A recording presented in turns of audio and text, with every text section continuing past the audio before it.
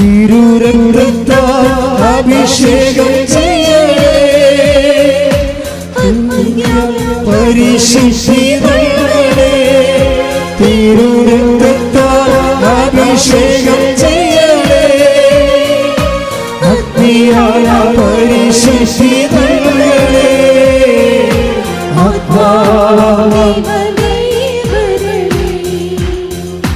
എന്റെ ഉള്ളിൽ വസിക്കാൻ വരണേ, ആത്മാദൈവമേ വരണേ. എന്റെ ഉള്ളിൽ വസിക്കാൻ ഭാരത്താൽ ഞാൻ തളർന്നിടുമ്പോ ശക്തിയായ എന്നിൽ നിറഞ്ഞിടണേ. ഭാരത്താൽ ഞാൻ തളർന്നിടുമ്പോ ശക്തിയായ എന്നിൽ നിറഞ്ഞിടണേ. ആത്മാദൈവമേ വരണേ, എന്റെ ഉള്ളിൽ വസിക്കാൻ വരണേ. ആത്മാദൈവമേ വരണേ, എന്റെ ഉള്ളിൽ വസിക്കാൻ. യേശുവേ നന്ദി. Hallelujah, hallelujah, hallelujah. പരിശുദ്ധ പരമദിവ്യകാരുണ്യത്തിന് ആരാധനയും സ്തുതിയും പുകഴ്ചയും ഉണ്ടായിരിക്കട്ടെ. ദൈവവേദന എപ്പോഴും നീ ശ്രദ്ധിക്കേണ്ടത്, ദൈവം നിന്നെ ഓൺ ചെയ്യണം. അതാണ് ഇതിൻ്റെ അകത്ത് മെയിൻ. ഞാൻ ഇടയ്ക്ക് നമ്മുടെ ക്ലിൻ്റനച്ചോട് പറയണ ഇതാണ്. ഞങ്ങൾ ആ ഭക്ഷണം കഴിച്ചുകൊണ്ടിരിക്കുമ്പോഴൊക്കെ ഇത് ഈശോൻ്റെ കാര്യങ്ങളൊക്കെയാണ് പലപ്പോഴും പറയണത്. അപ്പോൾ ഞാൻ പറയും, ദൈവം നമ്മളെ ഓൺ ചെയ്യണം. എന്ന് വെച്ച് കഴിഞ്ഞാൽ അത് ഞാൻ ഉണ്ടാക്കി പറഞ്ഞില്ല. ബൈബിൾ മുഴുവനും പരിശോധിക്കുമ്പോൾ നമുക്ക് മനസ്സിലാകുന്ന ഒരു സത്യമാണ്. ഈശോയ്ക്ക് തന്നെ നല്ല പവർഫുൾ കോൺഷ്യസ് ആയിരുന്നു. ഈശോ പറയവേ, പിതാവായ ദൈവം എന്നിൽ അംഗീകാര മുദ്ര ചാർത്തിയിരിക്കുന്നു. Take the word of God. ശ്രദ്ധിക്കട്ടെ. Hallelujah, hallelujah, hallelujah, hallelujah. യോഹന്നാൻ 6:27. യോഹന്നാൻ 6:27. നശ്വരമായ അപ്പത്തിനു വേണ്ടി അധ്വാനിക്കാതെ മനുഷ്യപുത്രൻ തരുന്ന നിത്യജീവന്റെ അനശ്വരമായ അപ്പത്തിനു വേണ്ടി അധ്വാനിക്കുവിൻ. എന്തെന്നാൽ പിതാവായ ദൈവം അവൻ്റെ മേൽ അംഗീകാര മുദ്ര വച്ചിരിക്കുന്നു. Praise the Lord. അതായത് പിതാവായ ദൈവം ഈശോൻ്റെ മേലെ ഒരു ഒഫീഷ്യൽ സീൽ ചെയ്തിരിക്കുകയാണ്, അംഗീകാര മുദ്ര. എന്താണ്? ഈ അപ്പം ഭക്ഷിക്കുന്നവൻ നിത്യം ജീവിക്കും. Praise the Lord. അപ്പം നിത്യജീവന് വേണ്ടിയും സ്വർഗത്തിന് വേണ്ടിയും ഈശോനെ ബ്രാൻഡ് ചെയ്ത് സീൽ ചെയ്തിരിക്കുകയാണ്. ഇതുപോലൊരു സീലിംഗ് നമ്മുടെ ആധ്യാത്മിക ജീവിതത്തിന് കിട്ടിയാലേ കാര്യങ്ങൾ എളുപ്പമാകും. ഒപ്പിട്ട മതം സീല് ചെയ്യണം.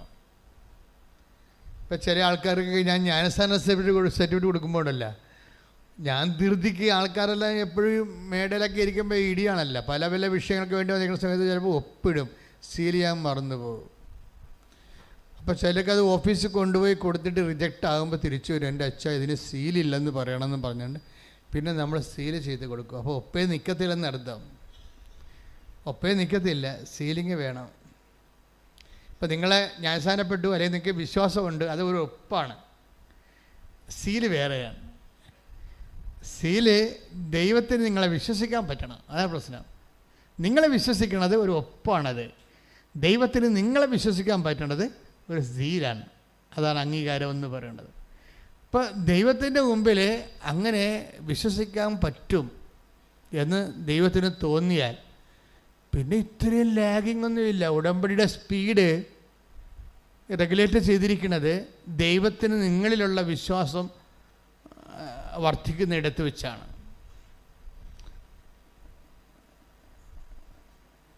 അതായത് നമ്മളിൽ ദൈവത്തിന് ഒരു വിശ്വാസം തോന്നിയാൽ അപ്പം സീലായി.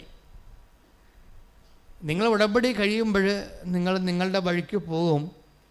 ഇത് പ്രധാനപ്പെട്ട ഒരു പദാർത്ഥം മാത്രമായ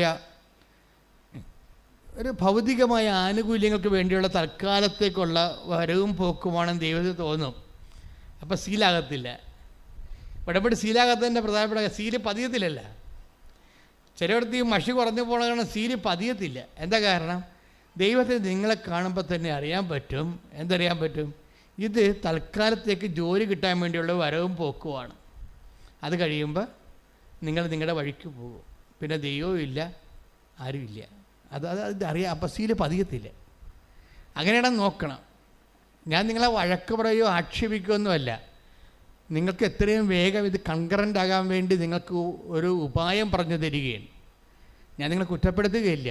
ഒരു ഉപായം പറഞ്ഞു. ഇൻ കേസ് ഒരു പദാർത്ഥം മാത്രമായിട്ടുള്ള പ്രസക്തി മാത്രമേ ഉള്ളൂ എന്ന് ചിന്തിക്കണം. പദാർത്ഥം മാത്രമായിട്ടാണോ ഞാൻ ദൈവത്തെ സമീപിക്കുന്നത്? ഈ പദാർത്ഥം മാത്രമായിട്ടൊക്കെ ചിന്തിക്കണമെന്ന് പറയുന്നത് എന്തൊരു പരിമിതിയാണെന്നറിയാമോ? അച്ഛനിന്ന് സുവിശേഷം പ്രസംഗിച്ചപ്പോൾ പിശാച് കർത്താവിനോട് പറഞ്ഞില്ലേ, ഈ കല്ലുകളോട് അതിനെക്കുറിച്ച് അച്ഛൻ പ്രസംഗത്തിൽ സൂചിപ്പിച്ചായിരുന്നു. അപ്പോൾ ഞാൻ അവിടെ ഇരുന്ന് ചിരിക്കുകയായിരുന്നു. എന്താ തിരിച്ചെന്ന് വെച്ചാൽ, പിശാചിൻ്റെ സങ്കല്പ ദാരിദ്ര്യം കണ്ടില്ലേ? പിശാചിന് മാക്സിമം സങ്കല്പിക്കാൻ പറ്റണത് വിശന്നാൽ ഒരു കല്ലെടുത്ത് അത് അപ്പമാക്കാൻ പറ്റുമോ എന്നുള്ള ചിന്തിക്കുക. വളരെ വളരെ ചൈൽഡിഷായിപ്പോയി ശരിക്കും പറഞ്ഞാൽ. ഈ ജഗതി ഏതൊരു സിനിമയിൽ പറഞ്ഞ പോലെ ഈ കായലെല്ലാം മാറിയെങ്കിൽ അതിനകത്തുള്ള മീനെല്ലാം വറുത്ത മീനായിരുന്നെങ്കിൽ എന്ന് ചിന്തിക്കണ പോലെ പോയി പിശാച് ചിന്തിച്ചത്. അത്രയ്ക്ക് സങ്കല്പ ദാരിദ്ര്യമാണ്. കല്ലുകളോട് അപ്പമാകുക. അപ്പം എൻ്റെ മനസ്സിന് ഞാൻ അവിടെ നോട്ട് ബുക്ക് കൊണ്ടുപോകുന്ന വെച്ച് എഴുതാൻ തുടങ്ങി. എന്താ എഴുതാൻ തുടങ്ങിയത്? നിങ്ങൾ കണ്ടേ ഞാൻ എഴുതുന്നത്.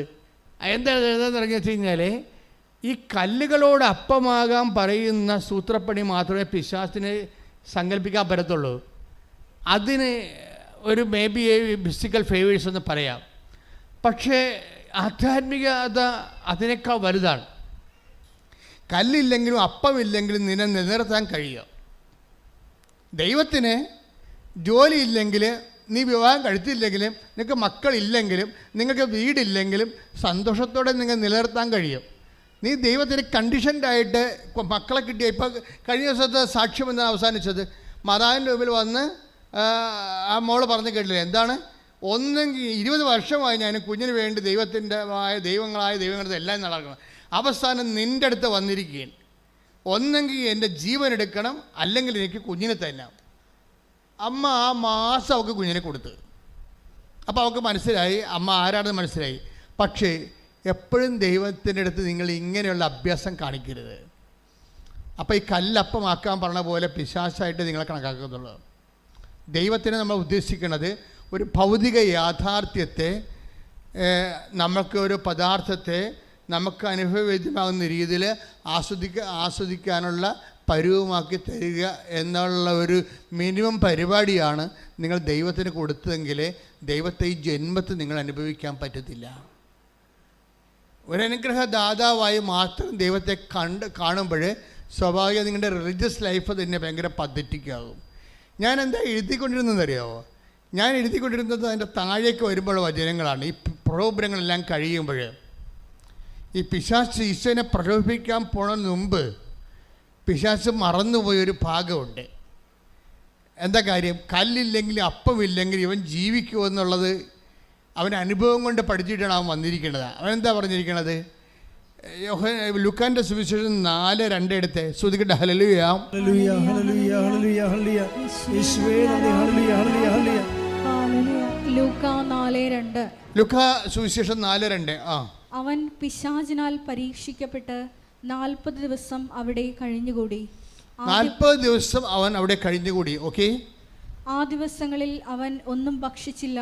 അവസാനം അവന് വിശന്നു. Praise the Lord. കണ്ടാ സംഭവം ഇതാണ്. അതായത് 40 ദിവസം അവൻ ഭക്ഷിക്കാതിരുന്നിട്ടും പാനം ചെയ്യാതിരുന്നിട്ടും അവന് വിശപ്പൊരു പ്രശ്നമേ അല്ലായിരുന്നു. ആ ടൈം കഴിഞ്ഞപ്പോഴാണ് അവൻ വിശന്നത്. അവൻ 40 ദിവസം എന്തുകൊണ്ടാണ് അവന് വിശക്കാതിരുന്നത്? That is anointing. അതാണ് അനോയിൻറ്റിങ് എന്ന് പറയണത്. അനുഗ്രഹത്തിൻ്റെ അപ്പുറത്തുള്ള സാധനമാണ്. അനുഗ്രഹം എന്ന് പറഞ്ഞാൽ ബ്ലെസ്സിങ്സ്. അനുഗ്രഹത്തിൻ്റെ അപ്പുറത്തുള്ള എന്താണ്? അത് ബ്ലെസ്സിങ്സ് പദാർത്ഥം മാത്രവും മെറ്റീരിയലാണ്. അത് മാനുഷികമാണ്. ഈ മാനുഷികമായിട്ടുള്ള അനുഭവ തലങ്ങൾക്ക് അപ്പുറത്തുണ്ട്. എന്താണ്?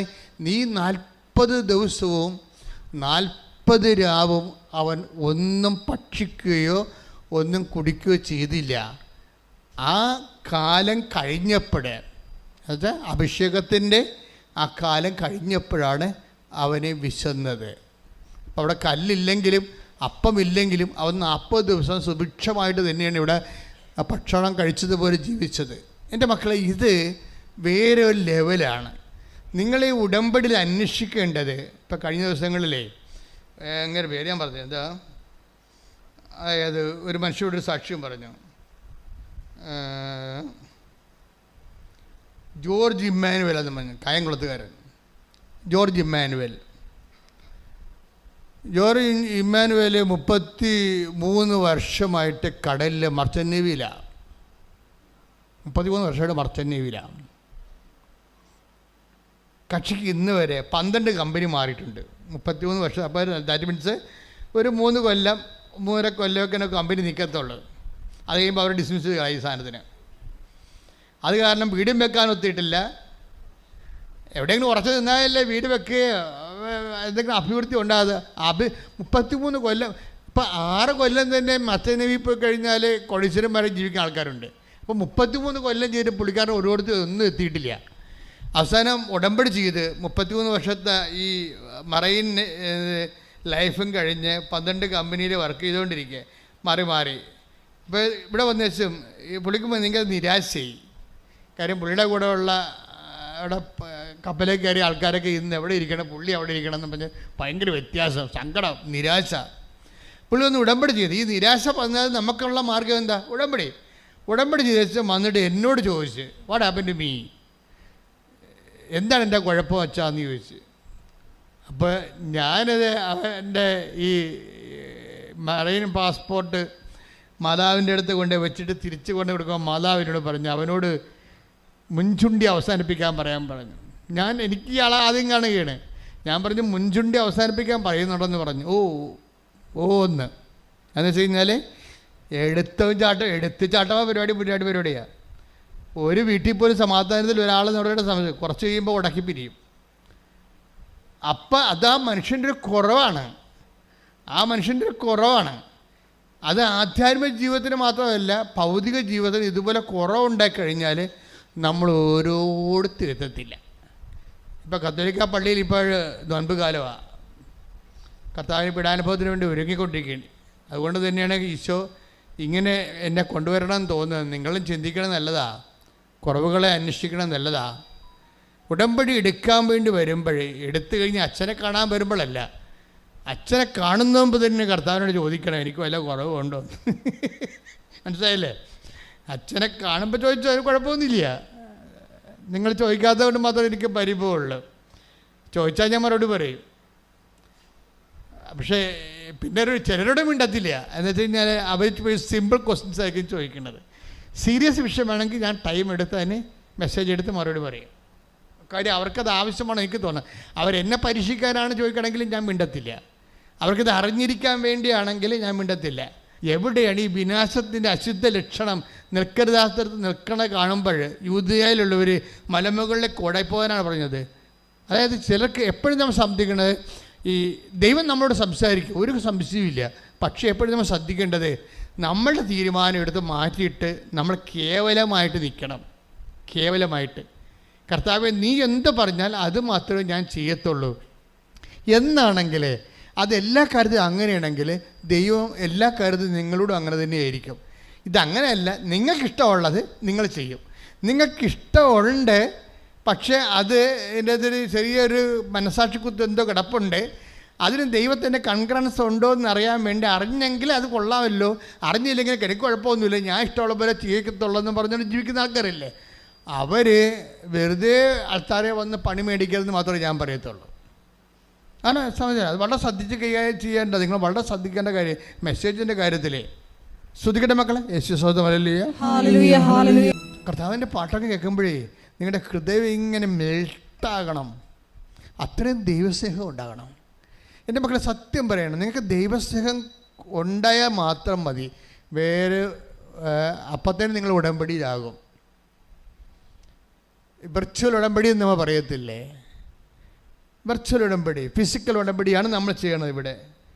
വെർച്വൽ ഉടമ്പടിയുണ്ട്. വെർച്വൽ ഉടമ്പടി എന്ന് പറയുന്നത് എന്താണ്? നിങ്ങൾക്ക് ദൈവത്തോട് പ്രണയം തോന്നി ദൈവത്തിൻ്റെ വഴികളിലൂടെ ജീവിക്കാൻ മനസ്സുകൊണ്ട് തീരുമാനമാകുമ്പോൾ തന്നെ നിങ്ങൾ ഉടമ്പടിയിലായി. വെർച്വൽ ഉടമ്പടി എന്ന് പറയും അതിനെ. ഓൺലൈൻ കാലത്തൊക്കെ കോടതിയിലൊക്കെ നടന്നത് വെർച്വൽ ആയിട്ടുള്ള ഡിസിഷൻ വിസ്താരമൊക്കെ നടന്നത് ഓൺലൈനിൽ. അപ്പോൾ ഇതുപോലെ നമ്മളെ ഫിസിക്കലായിട്ട് ചെയ്യാതെ തന്നെ നമ്മൾക്ക് ദൈവവുമായിട്ട് ഉടമ്പടിയിലാകാൻ പറ്റും. കാര്യം ഉടമ്പടി ഒരു ശാശ്വതമായ യാഥാർത്ഥ്യമാണ്. അതിന് അന്തസത്യം എന്ന് പറയുന്നത് ദൈവസ്നേഹത്തോടെ ദൈവത്തിന് വേണ്ടി ജീവിക്കാൻ, മനുഷ്യരെ സേവിച്ച് ശുശ്രൂഷ ജീവിക്കാൻ, വിശുദ്ധിയോടെ ജീവിക്കാൻ വേണ്ടിയുള്ള തീരുമാനമാണ്. ശ്രദ്ധിക്കട്ടെ, ഹല്ലേലൂയ.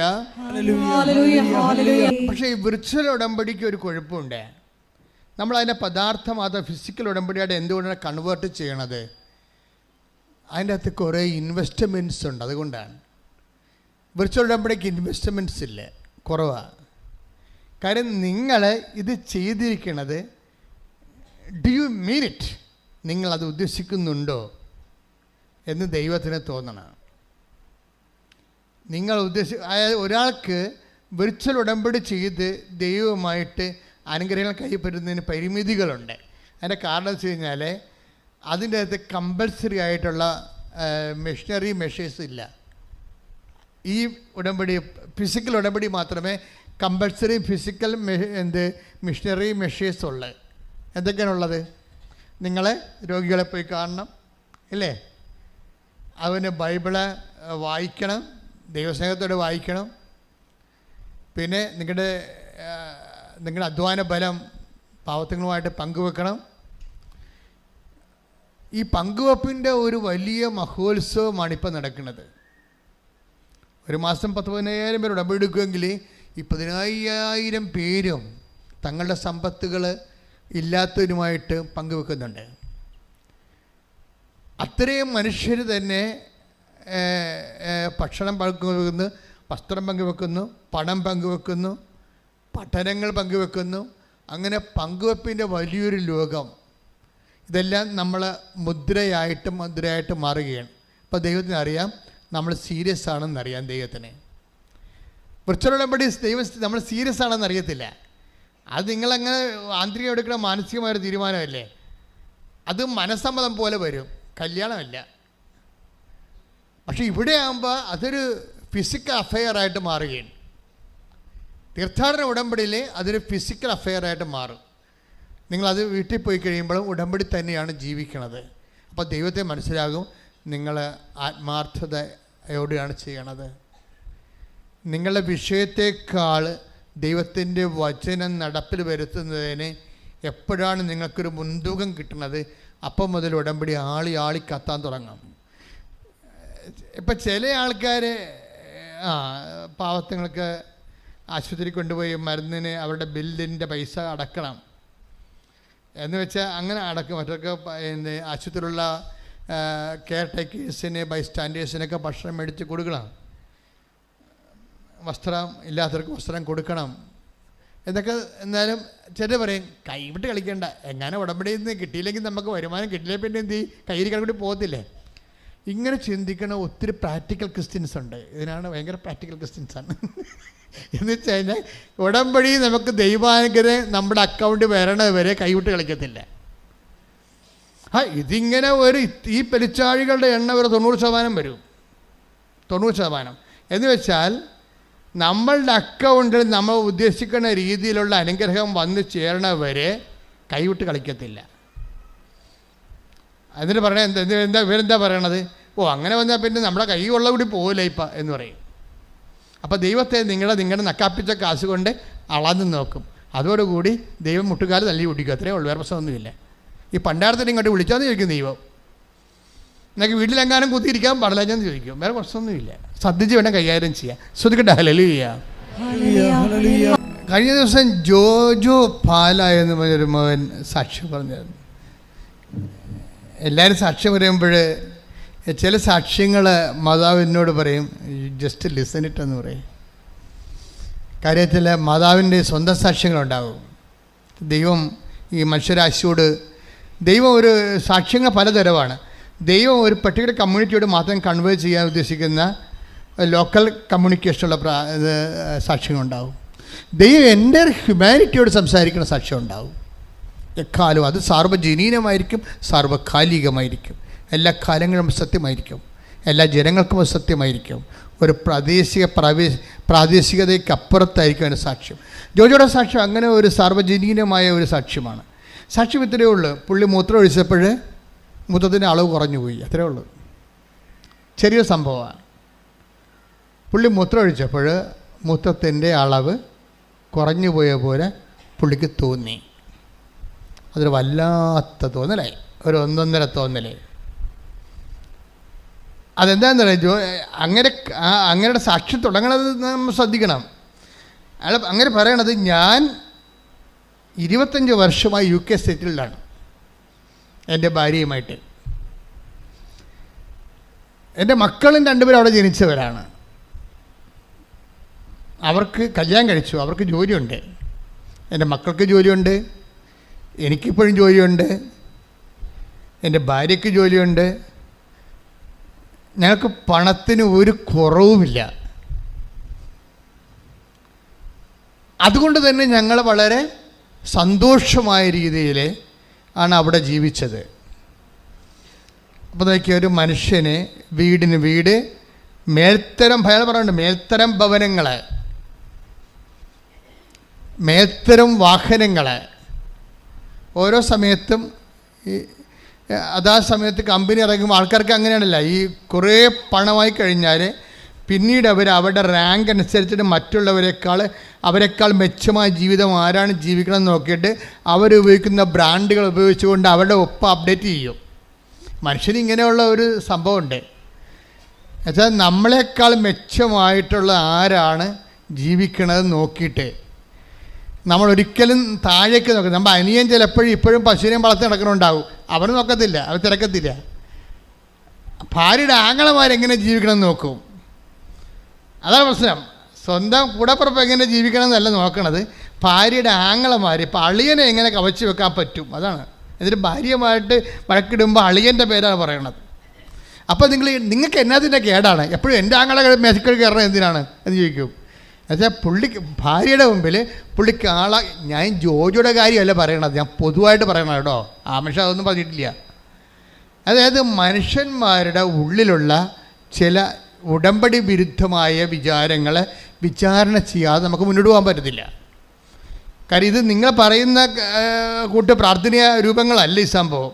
ഇത് വളരെ സൂക്ഷിച്ച് തന്ത്രപരമായിട്ട് ആണ് ഇതിനെ സമീപിക്കേണ്ടത്.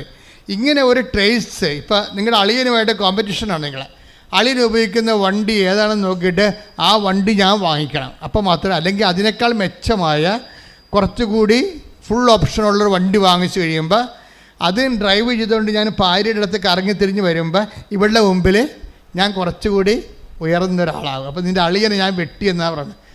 ഇപ്പോഴും രാജാക്കന്മാർ യുദ്ധം ചെയ്യുന്നുണ്ട് കുടുംബത്തിൽ, അളിയന്മാരുമായിട്ടാണ് മാത്രമേ ഉള്ളൂ, വേറെ പ്രശ്നമൊന്നുമില്ല. മനുഷ്യന്മാരൊന്നും മാറിയിട്ടില്ല. മനുഷ്യന്മാരൊക്കെ ജോലി കിട്ടാൻ വേണ്ടിയും ഉയർന്ന ശമ്പളം മേടിക്കാൻ വേണ്ടിയും കുറേ ലോകത്തിൻ്റെ വിദ്യാഭ്യാസം കിട്ടിയെന്നല്ലാതെ ബേസിക്കായിട്ട് വലിയ മാറ്റമൊന്നുമില്ല. പഴയ സ്വഭാവം തന്നെ ഇപ്പോഴും ഉള്ളത്, പഴയ സ്വഭാവം തന്നെ. ഈ സ്വഭാവം വെച്ചുകൊണ്ട് ദൈവത്തിൻ്റെ അടുത്ത് വന്ന ഉടമ്പടി വർക്കൗട്ട് ചെയ്യത്തില്ല. That's my point. അപ്പം നമുക്ക് ഒന്നിലും ഇപ്പം നിങ്ങളൊക്കെ ഓരോരോ ആനുകൂല്യങ്ങൾ ദൈവത്തോട് ചോദിക്കുമ്പോൾ ദൈവത്തിന് അറിയാം എന്തിനാണിത്. നാട്ടുകാരുമായിട്ട് ബോൾത്ത ഉണ്ടാക്കാനാണോ, നാട്ടുകാരുടെ മുമ്പിൽ ആൾ കളിക്കാൻ വേണ്ടിയാണോ ഇപ്പം ഈ അഭ്യാസം കാണിക്കണത് എന്ന് ചോദിക്കാൻ ദൈവം ചോദിച്ചാൽ പറയണം അങ്ങനെയല്ല, ജീവിക്കാൻ വേണ്ടിയാണെന്ന് പറയണം. മനസ്സിലായില്ലേ? അല്ലെ നിങ്ങളുടെ ഉള്ളിലിരിപ്പ് ഒക്കെ എപ്പോഴും ഇപ്പം നിങ്ങൾ സ്കാനിങ്, ഓട്ടോമാറ്റിക് സ്കാനിങ് നടക്കൊണ്ടിരിക്കുകയല്ലേ. ദൈവം മിക്കവാറും ചെയ്യണ പെറ്റ് സ്കാനിങ് ആയിരിക്കും മിക്കവാറും ചെയ്യണത്. കോശങ്ങളിൽ പോലും ഡാമേജ് ഉണ്ടെങ്കിൽ ദൈവം പറയും നിൻ്റെ കോശം മൊത്തം ഡാമേജ് ആണെന്ന് പറയും. ഇതൊക്കെ ഈ പെറ്റ് സ്കാനൊക്കെ ഇപ്പോഴല്ലേ ഈ മൈക്രോ മെഡിസിനൊക്കെ കണ്ടുപിടിച്ചത്.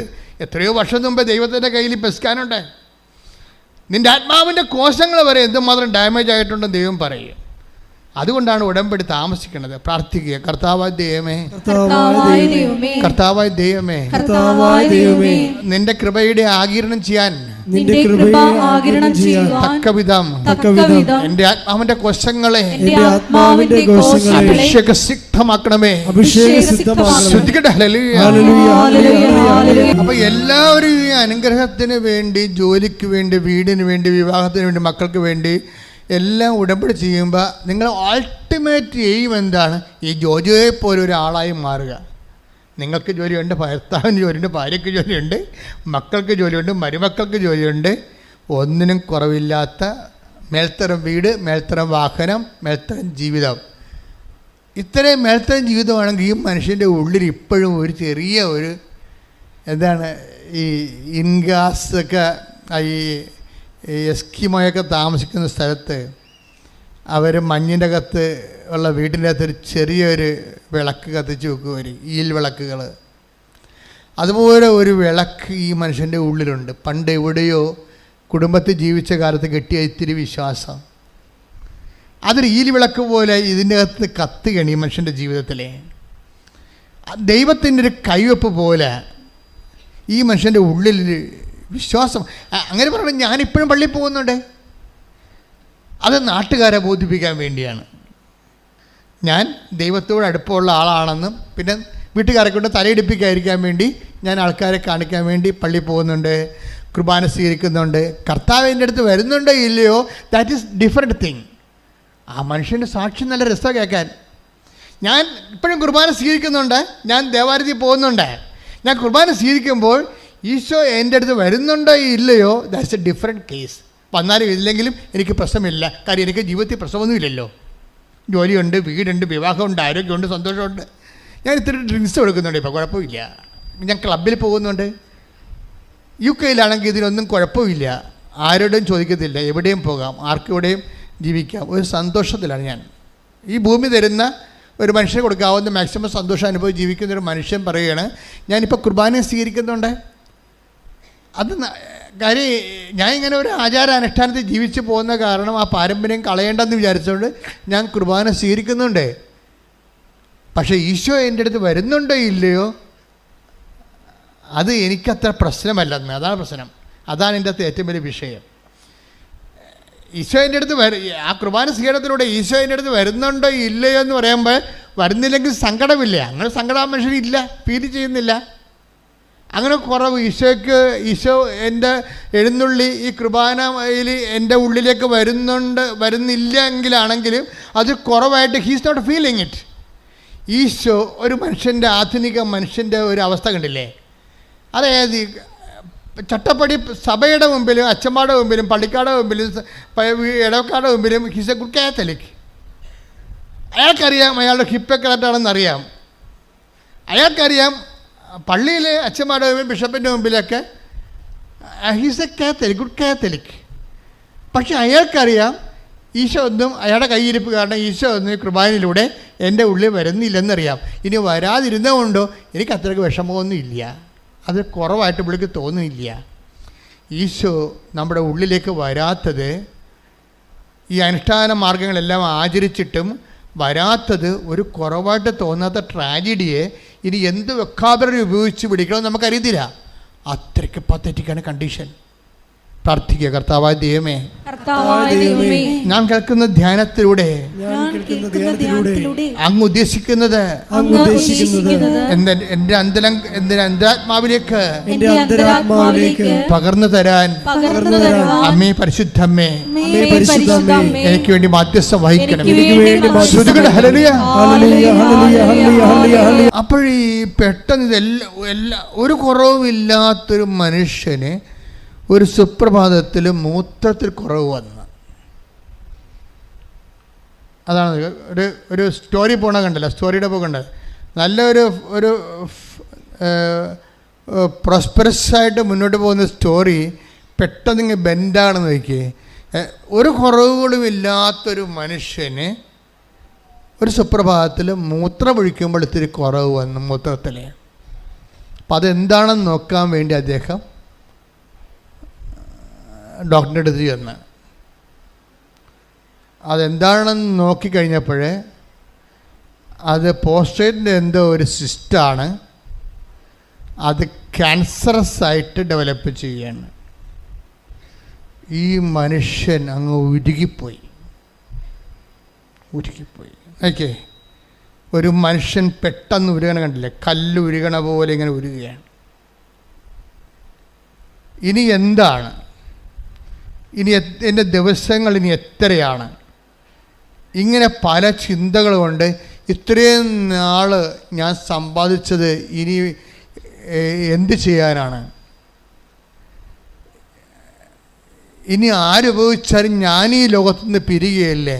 ഇങ്ങനെ പല പല ചിന്തകൾ പുള്ളിയുടെ ലൈഫ് തന്നെ ഇങ്ങനെ റെഡ്യൂസ് ഇൻറ്റു സീറോ, മൈനസിലേക്ക് കൊണ്ടുവരികയാണ്. അപ്പോൾ ഇനി എന്താണ് ഒരു മാർഗം അറിയാതെ ഇങ്ങനെ പുള്ളി ചിന്തിക്കുമ്പോൾ പുള്ളി വൈഫ് എൻ്റെ അനിയത്തി നാട്ടിൽ വന്നപ്പോൾ ഉടമ്പടി എടുത്ത്,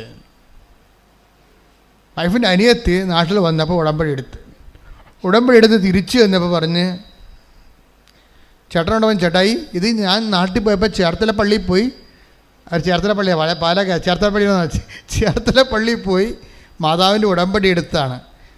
ചേട്ടായി ഈ പ്രാർത്ഥന മാത്രം പ്രാർത്ഥിച്ചാൽ മതി, ചേട്ടായി രക്ഷപ്പെടുമെന്ന് പറഞ്ഞ് ഒരു തിരിയും കൊടുത്ത്, ഒരു നീല തിരിയും കൊടുത്ത്, ഒരു പ്രത്യക്ഷീകരണ പ്രാർത്ഥനയും കൊടുത്ത്. പക്ഷേ ഈ പണ്ടുണ്ടായിരുന്നൊരു വിശ്വാസം ഉണ്ടല്ലോ അങ്ങേർക്ക്, അതിപ്പോൾ അങ്ങോട്ട് ആളി കത്താൻ തുടങ്ങി. പുള്ളിക്ക് ഭയങ്കര സങ്കടമായി. ദൈവമേ, നിന്നെ ഞാൻ മറന്ന് കുറേ നാൾ ജീവിച്ചില്ലേ, എല്ലാം നീയാണ് തന്നത്, പക്ഷേ നിന്നെപ്പോലും ഞാൻ മറക്കുന്നത്, നീ പോലും കുർബാനയിൽ എഴുന്നള്ളി എൻ്റെ ഉള്ളിലോട്ട് വന്നിട്ട് അത് വരത്തില്ലെന്ന്, കുർബാന മാത്രമാണ് വരണത്, ആ ഓസ്തിയപ്പം മാത്രമാണ് ഞാൻ കഴിക്കണത്, നീ എൻ്റെ കൂടെ വരുന്നില്ലെന്നൊക്കെ എനിക്കറിയാമായിരുന്നിട്ട് പോലും എനിക്കൊരു വിഷമം തോന്നാത്ത എത്രയോ ദിവസങ്ങളുണ്ടായിട്ടുണ്ട്. ഇപ്പോൾ ഞാൻ എല്ലാത്തിനും കൂടി ഞാൻ വിഷമിക്കുകയാണ്. നിൻ്റെ മുമ്പിൽ നിൽക്കാൻ പോലും എനിക്ക് നാണം തോന്നണേ, എന്നെ നീ ആ അന്ത്യനിമിഷം കൈവിട്ട് കളയരുത് എന്നൊക്കെ പറഞ്ഞിട്ട് ഈ മനുഷ്യൻ ഈ പ്രത്യക്ഷീകരണ പ്രാർത്ഥന ചൊല്ലും. രാത്രിയും പകലും ഈ പ്രത്യക്ഷീകരണ പ്രാർത്ഥന ചൊല്ലും. കാര്യം അത് അങ്ങേര് സ്വന്തമായിട്ട് ചെല്ലണ ദൈവം അങ്ങ് രക്ഷപ്പെടുത്താൻ വേണ്ടി ഇത് ചൊല്ലി അഭിഷേകം പ്രാപിക്കാൻ ഒരു പ്രത്യേക ആകർഷണം പുള്ളിക്ക് കൊടുത്ത്, ഇത് കിട്ടിയ സമയത്ത് തൊട്ട് ഈ പ്രത്യക്ഷീകരണ പ്രാർത്ഥന ചൊല്ലി പുള്ളി അത് ഇപ്പോൾ ഒത്തിരി പേരില്ലേ പ്രത്യക്ഷീകരണ പ്രാർത്ഥന കാണാൻ പഠിച്ചിരിക്കുന്നവർ, എന്തുമാത്രം പേരുണ്ട്. അവർക്ക് എന്തെങ്കിലും സങ്കടം വന്ന അപ്പം പ്രത്യക്ഷീകരണ പ്രാർത്ഥന പെട്ടെന്ന് നാവിൽ നിങ്ങൾ പ്രത്യക്ഷീകരണ പ്രാർത്ഥന വന്നുകൊണ്ടിരിക്കാം.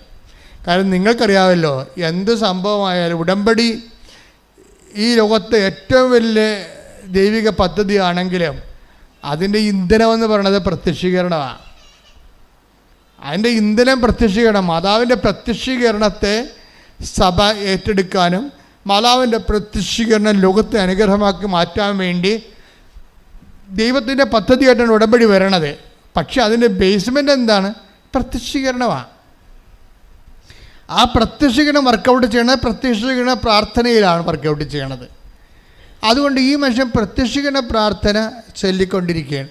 ചൊല്ലി അവസാനം ഒരു ദിവസം പോയി രണ്ടാമതൊരു സ്കാൻ ചെയ്തപ്പോൾ ഒരു 3 മാസം കഴിഞ്ഞിട്ട് ഒരു സ്കാൻ ചെയ്ത് 3 മാസം കഴിഞ്ഞിട്ട് സ്കാൻ ചെയ്തപ്പോൾ ഡോക്ടർ പറഞ്ഞ് ഇത് ആ പഴയ കണ്ട പോലെ ഇരിക്കണമെന്ന് പറഞ്ഞ്. അപ്പോൾ പുള്ളി കുറഞ്ഞെന്നാണ് വിചാരിച്ചത്.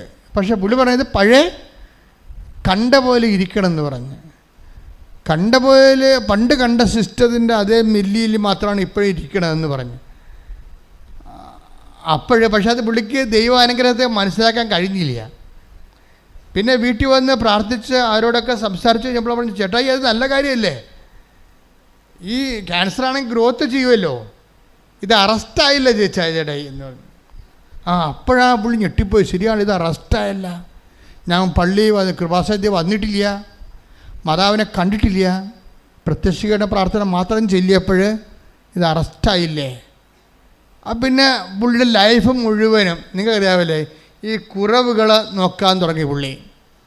ജീവിതത്തിൽ അദ്ദേഹത്തിൻ്റെ കുറവുകൾ, ദൈവം ബാക്കിയെല്ലാം ഇങ്ങനെ നിറവല്ലേ, പക്ഷേ ദൈവം ഏതെല്ലാം മേഖലകളിലില്ല എന്നുള്ള കുറവുകളെക്കുറിച്ച് പുള്ളി ചിന്തിക്കാനും ലൈഫ് ദാനധർമ്മത്തിലൂടെയും അതുപോലെ തന്നെ മറ്റുള്ളവരോട് ദേഷ്യമില്ലാതെ സ്നേഹത്തോടെ പെരുമാറി, ക്ഷമയോടെ പെരുമാറി. ചില ആൾക്കാരോട് മിണ്ടത്തേ ഇല്ലായിരുന്നു, അവരോടൊക്കെ അനുരഞ്ജനപ്പെടാൻ തുടങ്ങി. പുള്ളി കുറേ കറക്ഷനിലേക്ക് വന്നാണ്. എന്താ സംഭവം? ഇത്രയും നാൾ താൻ നേടിയത് ഒന്നും അല്ലെന്നൊരു നിമിഷം മനസ്സിലാക്കിയത് നിമിഷം മുതലേ കുറവുകൾ നിങ്ങൾക്കറിയാതെ ദൈവം ഇപ്പം 10:12 എടുത്തേ, മർക്കോസിൻ്റെ സുവിശേഷം 10:21. ശ്രുതികട്ടെ ഹല്ലേലൂയ. മർക്കോസ് 10:21. യേശു സ്നേഹപൂർവ്വം അവനെ കടാക്ഷിച്ചുകൊണ്ട് പറഞ്ഞു, നിനക്ക് ഒരു കുറവുണ്ട്, പോയി നിനക്കുള്ളതെല്ലാം വിറ്റ് ദരിദ്രർക്ക് കൊടുക്കുക, അപ്പോൾ സ്വർഗത്തിൽ നിനക്ക് നിക്ഷേപമുണ്ടാകും, പിന്നെ വന്ന് എന്നെ അനുഗമിക്കുക. ക്രിസ്തുവിലേക്ക് വരുന്നതിന് മുമ്പ് കുറവുകളെ ഇവാലുവേറ്റ് ചെയ്യണ ഒരു പേഴ്സണൽ അസസ്മെൻ്റ് നടത്തണം. നല്ലതാണ്. ഈ കുറവുകളെ അന്വേഷിക്കുന്നത് അദ്ദേഹം സ്വന്തമായിട്ട് ചെയ്തതല്ല, ഈ പാക്കേജിൽ, ഉടമ്പടി പാക്കേജിലുള്ളതാണ് പേഴ്സണൽ അസസ്മെൻ്റ്. അത് 10:20-19 വായിച്ചേ. മർക്കോസ് 10:20. അവൻ പറഞ്ഞു, ഗുരു, ചെറുപ്പം മുതൽ ഞാൻ ഇവയെല്ലാം പാലിക്കുന്നുണ്ട്. അതായത് ഒരു യുവാവ്, അയാൾ ഈ ജോജോനെ പോലെ ധനികനായിരുന്നു. ബൈബിൾ അവതരിപ്പിക്കുന്ന ജോജോയെ പോലെ അയാൾ ധനികനാണ്. ധനികനാണെന്ന് പറയുന്നില്ല അവിടെ, വായിച്ചോളൂ. യേശു വഴിയിലേക്ക് ഇറങ്ങിയപ്പോൾ ഒരുവൻ ഓടി വന്ന് അവൻ്റെ മുമ്പിൽ മുട്ടുകുത്തി ചോദിച്ചു, നല്ലവനായ ഗുരു, നിത്യജീവൻ അവകാശമാക്കാൻ ഞാൻ എന്ത് ചെയ്യണം? നിത്യതയ്ക്ക് വേണ്ടി ഞാൻ എന്ത് ചെയ്യണമെന്ന് ചോദിക്കുകയാണ്. ആ ചോദിക്കണത് തന്നെ വലിയൊരു അനുഗ്രഹമാണ്. IELTS പാസ്സാകാൻ ഞാൻ എന്ത് ചെയ്യണമെന്നാണ് കൃപാസനത്തിൽ വന്ന് പെൺപിള്ളേർ ചോദിക്കുന്നത്. അത് കുഴപ്പമില്ല, അതിന് കർത്താവ് നല്ല അസല് മറുപടികൾ, അവർക്ക് ജോലി വരെ ആയാണ് ഇവിടുന്ന് പോണത്. അതിൻ്റെ അകത്ത് കുഴപ്പമില്ല, അത് നമുക്ക് ജീവിക്കാൻ വേണ്ടി ഒരു മാർഗം ദൈവം തന്നതാണ്. പക്ഷേ ദൈവത്തോട് എപ്പോഴെങ്കിലും നിത്യജീവൻ പ്രാപിക്കാൻ എന്ത് ചെയ്യണമെന്ന് ചോദിക്കുന്നത് നല്ലതാണെന്നല്ല, നിങ്ങളുടെ ഒരു പരിധി കഴിഞ്ഞാൽ നിങ്ങൾക്ക് ദൈവമായിട്ട് മുന്നോട്ട് പോകാൻ പറ്റത്തില്ല. മനസ്സിലായില്ലേ? എപ്പോഴും ഇങ്ങനെ മുട്ടുവേദന മാറാനും നെഞ്ചിരുക്കം മാറാനും തലവേദന മാറാനും മാത്രം, പെണ്ണ് കെട്ടിക്കാനും മകളെ കെട്ടിക്കാനും നഷ്ടപ്പെട്ടു പോയ മാല കിട്ടാനും മാത്രം ദൈവത്തിൻ്റെ അടുത്ത് വന്നാൽ കുറച്ച് കഴിയുമ്പോൾ ദൈവം നിങ്ങളെ തള്ളിക്കളയും. കാര്യം ഈ പണ്ടാരത്തിന് ഇത് മാത്രമേ അറിയാൻ പാടുള്ളൂ, ദൈവത്തെക്കുറിച്ചൊന്നും അറിയത്തില്ല. ഭൂമിയിലുള്ള വയറ്റിപ്പഴപ്പിന് വേണ്ടി മാത്രം ദൈവത്തെ ദുരുപയോഗിക്കുന്ന ഒരു അസത്താണ് നീ എന്ന് പറഞ്ഞുകൊണ്ട് നിന്നെ റിജക്റ്റ് ചെയ്യും ദൈവം. അപ്പോൾ ഇടയ്ക്കൊരു ചോദ്യം ദൈവത്തോട് ചോദിക്കുന്നത് നല്ലതാണ്. എന്താ ചോദിക്കേണ്ടത്? 10:20 എന്താ ചോദിച്ചിരിക്കണത്? മർക്കോസ് 10:20 എന്താ? മർക്കോസ് 10:17. നല്ലവനായ ഗുരു, നിത്യജീവൻ അവകാശമാക്കാൻ ഞാൻ എന്ത് ചെയ്യണം? യേശു അവനോട് ചോദിച്ചു, എന്തുകൊണ്ടാണ് നീ എന്നെ നല്ലവൻ എന്ന് വിളിക്കുന്നത്? അതായത് നിത്യജീവൻ അവകാശമാക്കാൻ നിങ്ങൾ എന്ത് ചോദിച്ചാലും ദൈവത്തോട് ചോദിക്കുമ്പോൾ എപ്പോഴെങ്കിലും നിത്യജീവനെക്കുറിച്ച് നിങ്ങൾ ഗുരുതരമായി ചോദ്യം ഉന്നയിക്കണം. കാര്യം എന്താണ്? ദൈവത്തിൽ നിന്ന് ചോദിക്കുന്നത് തന്നെ ദൈവത്തോട്. ഇപ്പം നിങ്ങൾ പലരും ചോദിക്കുന്ന പല കാര്യങ്ങളും ദൈവത്തോട് തന്നെ ചോദിക്കേണ്ട കാര്യമല്ല. പല കാര്യങ്ങളും നിങ്ങളിപ്പോൾ ചോദിക്കണതെല്ലാം ദൈവത്തോട് തന്നെ ചോദിക്കേണ്ട കാര്യങ്ങളല്ല. പക്ഷെ ഗതികെട്ട് വരുമ്പോഴാണ് നമ്മൾ ദൈവത്തോട് ആ വിഷയം ചോദിക്കേണ്ടി വരണത്. പക്ഷേ ദൈവത്തോട് ചോദിക്കേണ്ട ചോദ്യങ്ങളിൽ ഒന്നാമത്തെ സ്ഥാനം എന്തിനാണ് ഉള്ളത്? നിത്യജീവൻ പ്രാപിക്കാൻ, ഞാൻ നിത്യമായി ജീവിക്കാൻ, എന്നുവെച്ചാൽ നിൻ്റെ കൂടെ ജീവിക്കാൻ, ഈ ഭൂമി ജീവിക്കാനല്ല. നിത്യജീവൻ എന്ന് പറഞ്ഞാൽ എന്താ ഉദ്ദേശിക്കണത്? ദൈവത്തിൻ്റെ കൂടെ ജീവിക്കാൻ ഞാൻ എന്ത് ചെയ്യണം? നമ്മൾ പലപ്പോഴും ചോദിക്കണത് വീട്, ജോലി, വിവാഹം, കുഞ്ഞുങ്ങളെല്ലാം ഇവിടെ ജീവിക്കാനാണ്, ഭൂമി ജീവിക്കാനാണ്. ഭൂമിയിലാണെങ്കിൽ നമ്മൾ 70 കൊല്ലം മാത്രമേ ജീവിക്കുന്നുള്ളേ.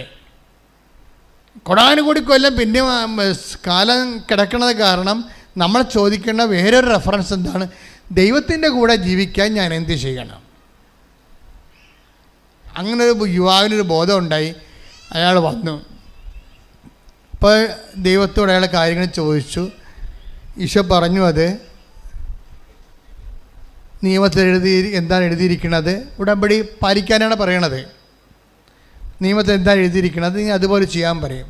അപ്പോഴയാൾ പറയും, ഞാൻ ചെറുപ്പകാലം മുതൽ ഇതൊക്കെ ചെയ്യണുണ്ടെന്ന് പറയും. അപ്പോൾ ഈശോ അവനോട് പറയും, നിനക്ക് ഒരു കുറവുണ്ട്, നീ ഇതെല്ലാം ചെയ്യുന്ന ആളാണ്, ഉടമ്പടി ജീവിക്കുന്ന ആളാണ്, പക്ഷെ നിനക്കൊരു കുറവുണ്ട്. ഈ ഉടമ്പടിയിൽ എപ്പോഴും പുതുക്കുമ്പോൾ ശ്രദ്ധിക്കേണ്ട കാര്യമാണ്. കാര്യം ഈ 10-20 പറയുന്നത് ഉടമ്പടി ജീവിക്കുന്ന ഒരാളെക്കുറിച്ചാണ് ഭജനം അഡ്രസ്സ് ചെയ്യണത്. നിത്യജീവൻ പ്രാപിക്കാൻ ഞാൻ എന്ത് ചെയ്യണമെന്ന് പറയുമ്പോൾ നിയമത്തിൽ എന്താ എഴുതിയിരിക്കണമെന്ന് ഈശോ ചോദിക്കും. അപ്പം മാതാപിതാക്കന്മാരെ ബഹുമാനിക്കുക തൊട്ട് 10 കൽപ്പന മൊത്തം പറയുമ്പോൾ ഈശോ അവൻ പറയും, ഇതൊക്കെ ഞാൻ ചെയ്യണതാണ്, ഞാൻ ഉടമ്പടിയിലാണ്. ഞാൻ ഉടമ്പടി 1 പുതുക്കി 2 പുതുക്കി 3 പുതുക്കി ജീവിക്കുകയാണെന്ന് പറയും. 3 പുതുക്കി ജീവിക്കണമെന്ന് പറയുമ്പോൾ നിങ്ങൾ പറയും, ഞാൻ 5 പുതുക്കി എനിക്ക് സിൽവർ ഗ്രേ ആണ് കയ്യിലുള്ളതെന്ന് പറയും, പേപ്പർ. അപ്പോഴും ഈശോ പറയും നിനക്കൊരു കുറവുണ്ട്. ഇപ്പം നിനക്ക് നീല ഉടമ്പടിയാണെന്ന് പറഞ്ഞാൽ ഈശോ പറയും നിനക്കൊരു കുറവുണ്ട്, അല്ലേ? നീ വെള്ള ഉടമ്പടിയാണ് നിൻ്റെ കയ്യിലുണ്ടെന്ന് പറഞ്ഞാൽ ഈശോ പറയും നിനക്കൊരു കുറവുണ്ട്. ഇനി നിനക്ക് സിൽവർ ഗ്രേ ആണ് നിൻ്റെ കയ്യിലുണ്ടെന്ന് പറഞ്ഞാൽ ഈശോ പറയും നിനക്കൊരു കുറവുണ്ട്. അപ്പോൾ എപ്പോഴും നമ്മൾ ശ്രദ്ധിക്കേണ്ടത്, ഉടമ്പടി പുതുക്കാൻ വേണ്ടി വരുമ്പോൾ ശ്രദ്ധിക്കേണ്ടത്, ഈശോ ഇനി പറയാൻ കുറവ് എന്താണെന്ന് ചിന്തിക്കണം. മനസ്സിലായില്ലേ? ക്ലാസ്സിൽ ഈശോ ഇനി പറയാൻ എന്നെക്കുറിച്ച് പറയാൻ പോണ കുറവ് എന്താണ് എന്ന് നീ ചിന്തിച്ച് സ്വന്തമായിട്ട് ഈശോയുമായിട്ട് ഉടമ്പടിയിലായിക്കഴിഞ്ഞാൽ പിന്നെ നീ സത്യസന്ധമായിട്ട് ഉടമ്പടി ഏറ്റെടുത്ത് നടത്തും. കാര്യം വെച്ചാൽ നിനക്കറിയാമല്ലോ, ദൈവം നിൻ്റെ ഉള്ളിലോട്ട് വന്നാൽ പിന്നെ എല്ലാത്തിനും സമാധാനമാണ്. ഒരു കാര്യം മാത്രമല്ല, ദൈവത്തിന് ഒരു കാര്യമായിട്ട് സെറ്റ് ചെയ്യാൻ പറ്റത്തില്ല. അതെപ്പോഴും എൻ്റെ മക്കൾ മനസ്സിലാക്കണം. ദൈവത്തിന് മനുഷ്യന്മാർക്ക് ഒരു കാര്യമായിട്ട് സെറ്റ് ചെയ്യാൻ പറ്റും. ഇപ്പം നിങ്ങളുടെ വീട്ടിൽ കറണ്ടില്ല, മനസ്സിലായില്ലേ? നിങ്ങളുടെ വീട്ടിൽ നിങ്ങൾ ഉടനെ ഇലക്ട്രിസിറ്റി ഓഫീസർക്ക് വിളിച്ച് പറയുകയാണ് ഞങ്ങളുടെ വീട്ടിൽ കറണ്ടില്ല എന്ന് പറയുന്നു. ഉടനെ അവർ പറഞ്ഞ് ഇപ്പം തന്നെ നിങ്ങളുടെ വീട്ടിലോട്ടൊക്കെ 5 മിനിറ്റ് കഴിയുമ്പോൾ കറണ്ട് വരുമെന്ന് പറഞ്ഞു. ഓ കൊള്ളാം. 5 മിനിറ്റ് കഴിഞ്ഞപ്പോൾ കറണ്ട് വന്നപ്പോൾ നമ്മൾ ജനൽ തുറന്നു വെച്ച് അപ്പുറത്ത് നോക്കി, എൽസിക്യൂട്ട് കറണ്ട് വന്നു. ഓ നാശം, അവിടെ വീട്ടിലും കറണ്ട് വന്നാന്ന് കേൾക്കും. തീർന്നില്ല പരിപാടി. മനസ്സിലായല്ലേ? ഇതാണ് പ്രശ്നം.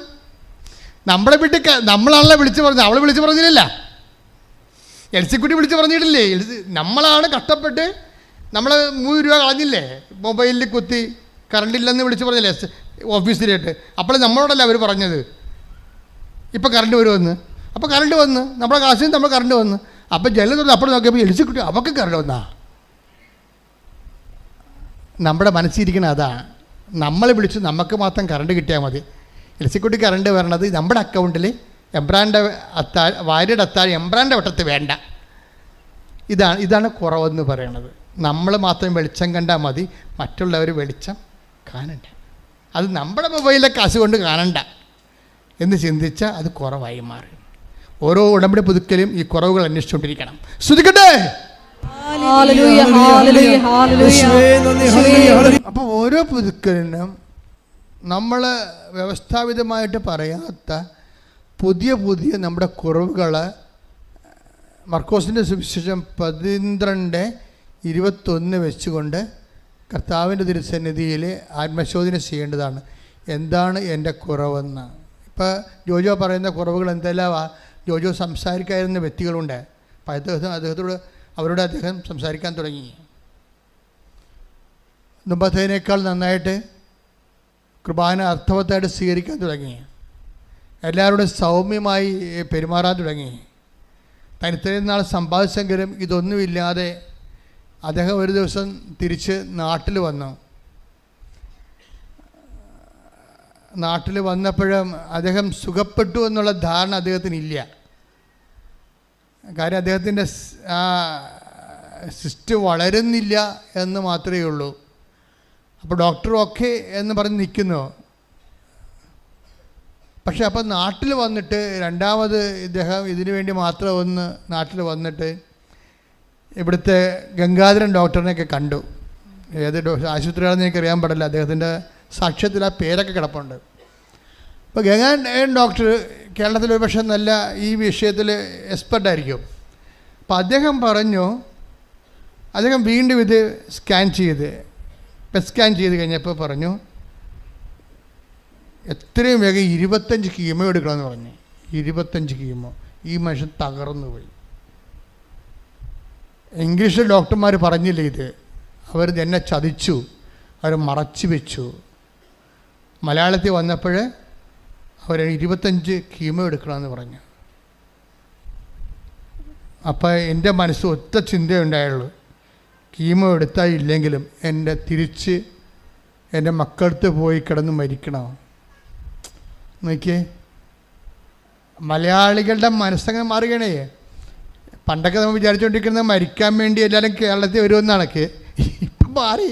ഇങ്ങനെ എല്ലാവരും പറയും, നിങ്ങൾ ചോദിക്കും എപ്പോഴായാലും നിങ്ങൾ എവിടെ പോയാലും മരിക്കാൻ വേണ്ടി കേരളത്തിൽ വരികയില്ലെന്ന് ചോദിക്കുമായിരുന്നു പണ്ട്. ഞങ്ങളുടെ അച്ഛന്മാരൊക്കെ അമേരിക്കയിൽ പോകുമ്പോൾ അച്ഛന്മാരൊന്നും പറഞ്ഞിടാ, എവിടെ പോയാലും മരിക്കാൻ വേണ്ടി ഇവിടെ തന്നെ വരണ്ടേന്ന് പറയും. പക്ഷേ ഇപ്പോഴങ്ങനെയല്ല, ഇവിടെ വന്നിട്ട് മരിക്കാൻ വേണ്ടി തിരിച്ച് അങ്ങോട്ട് പോവുകയും അങ്ങനെ സാക്ഷ്യത്തിൽ പറയുന്നുണ്ട്. എനിക്ക് ഒറ്റ ചിന്ത മാത്രമേ ഉണ്ടായിരുന്നു, 25 സ്കാൻ ചെയ്യണമെന്ന് പറഞ്ഞപ്പോൾ ആ 25 പ്രാവശ്യം കീമോ എടുക്കണമെന്ന് പറഞ്ഞപ്പോൾ എൻ്റെ മറ്റേ ചിന്ത എൻ്റെ മക്കളുടെ അടുത്ത് പോയി മരിക്കണമെന്ന്. അപ്പം ഞാൻ അവിടെ തിരിച്ചു പോയിട്ട് ഞാൻ എൻ്റെ ഡോക്ടറെയാണ് ആദ്യം കണ്ടത്. പോയി നിങ്ങളെ ചോദിച്ചു, നിങ്ങളെന്നെ പറ്റിച്ചില്ലേ? അപ്പോൾ എന്താണ് ഡോക്ടർ ചോദിച്ചു. അവിടെ ചെന്നപ്പോൾ എന്നോട് പറഞ്ഞല്ലോ, അവിടെ ചെന്നപ്പോൾ സ്കാൻ ചെയ്തപ്പോൾ 25 കീമോ എടുക്കണമെന്ന്. അപ്പോൾ ഡോക്ടർ ചിരിച്ച്, അത് ശരിയാ, നിങ്ങളെ ഞാൻ 3-4 പ്രാവശ്യമായിട്ട് ടെസ്റ്റ് ചെയ്തിട്ട് ഇത്രയും കാലത്തിനുള്ളിലാണ് ഈ സിസ്റ്റിൻ്റെ വലിപ്പം ഞാൻ നോക്കിയിട്ടാണ് കീമോ വേണ്ടെന്ന് പറഞ്ഞത്. It is arrested. നിങ്ങളുടെ നാട്ടിലെ ഡോക്ടർ ചെന്നപ്പോൾ തന്നെ ഇത്രയും വലിയ സിസ്റ്റ് കണ്ടപ്പോൾ ഓട്ടോമാറ്റിക്കായിട്ട് അങ്ങനെ 25 കീമോ ഒക്കെ എഴുതി. ദാറ്റ് മീൻസ് നിങ്ങൾ മനസ്സിലാക്കേണ്ടത് എന്താണ്, അപ്പം ഈ മനുഷ്യന് ബോധം വന്ന് 25 കീമോ ആവശ്യമുള്ള എൻ്റെ ക്യാൻസറിനാണ് മാതാവ് അറസ്റ്റ് ചെയ്തിരിക്കണമെന്ന്. ശ്രദ്ധിക്കട്ടെ. ഹല്ലേലൂയ. പരിശുദ്ധ പരമ ദിവ്യകാരുണ്യത്തിന്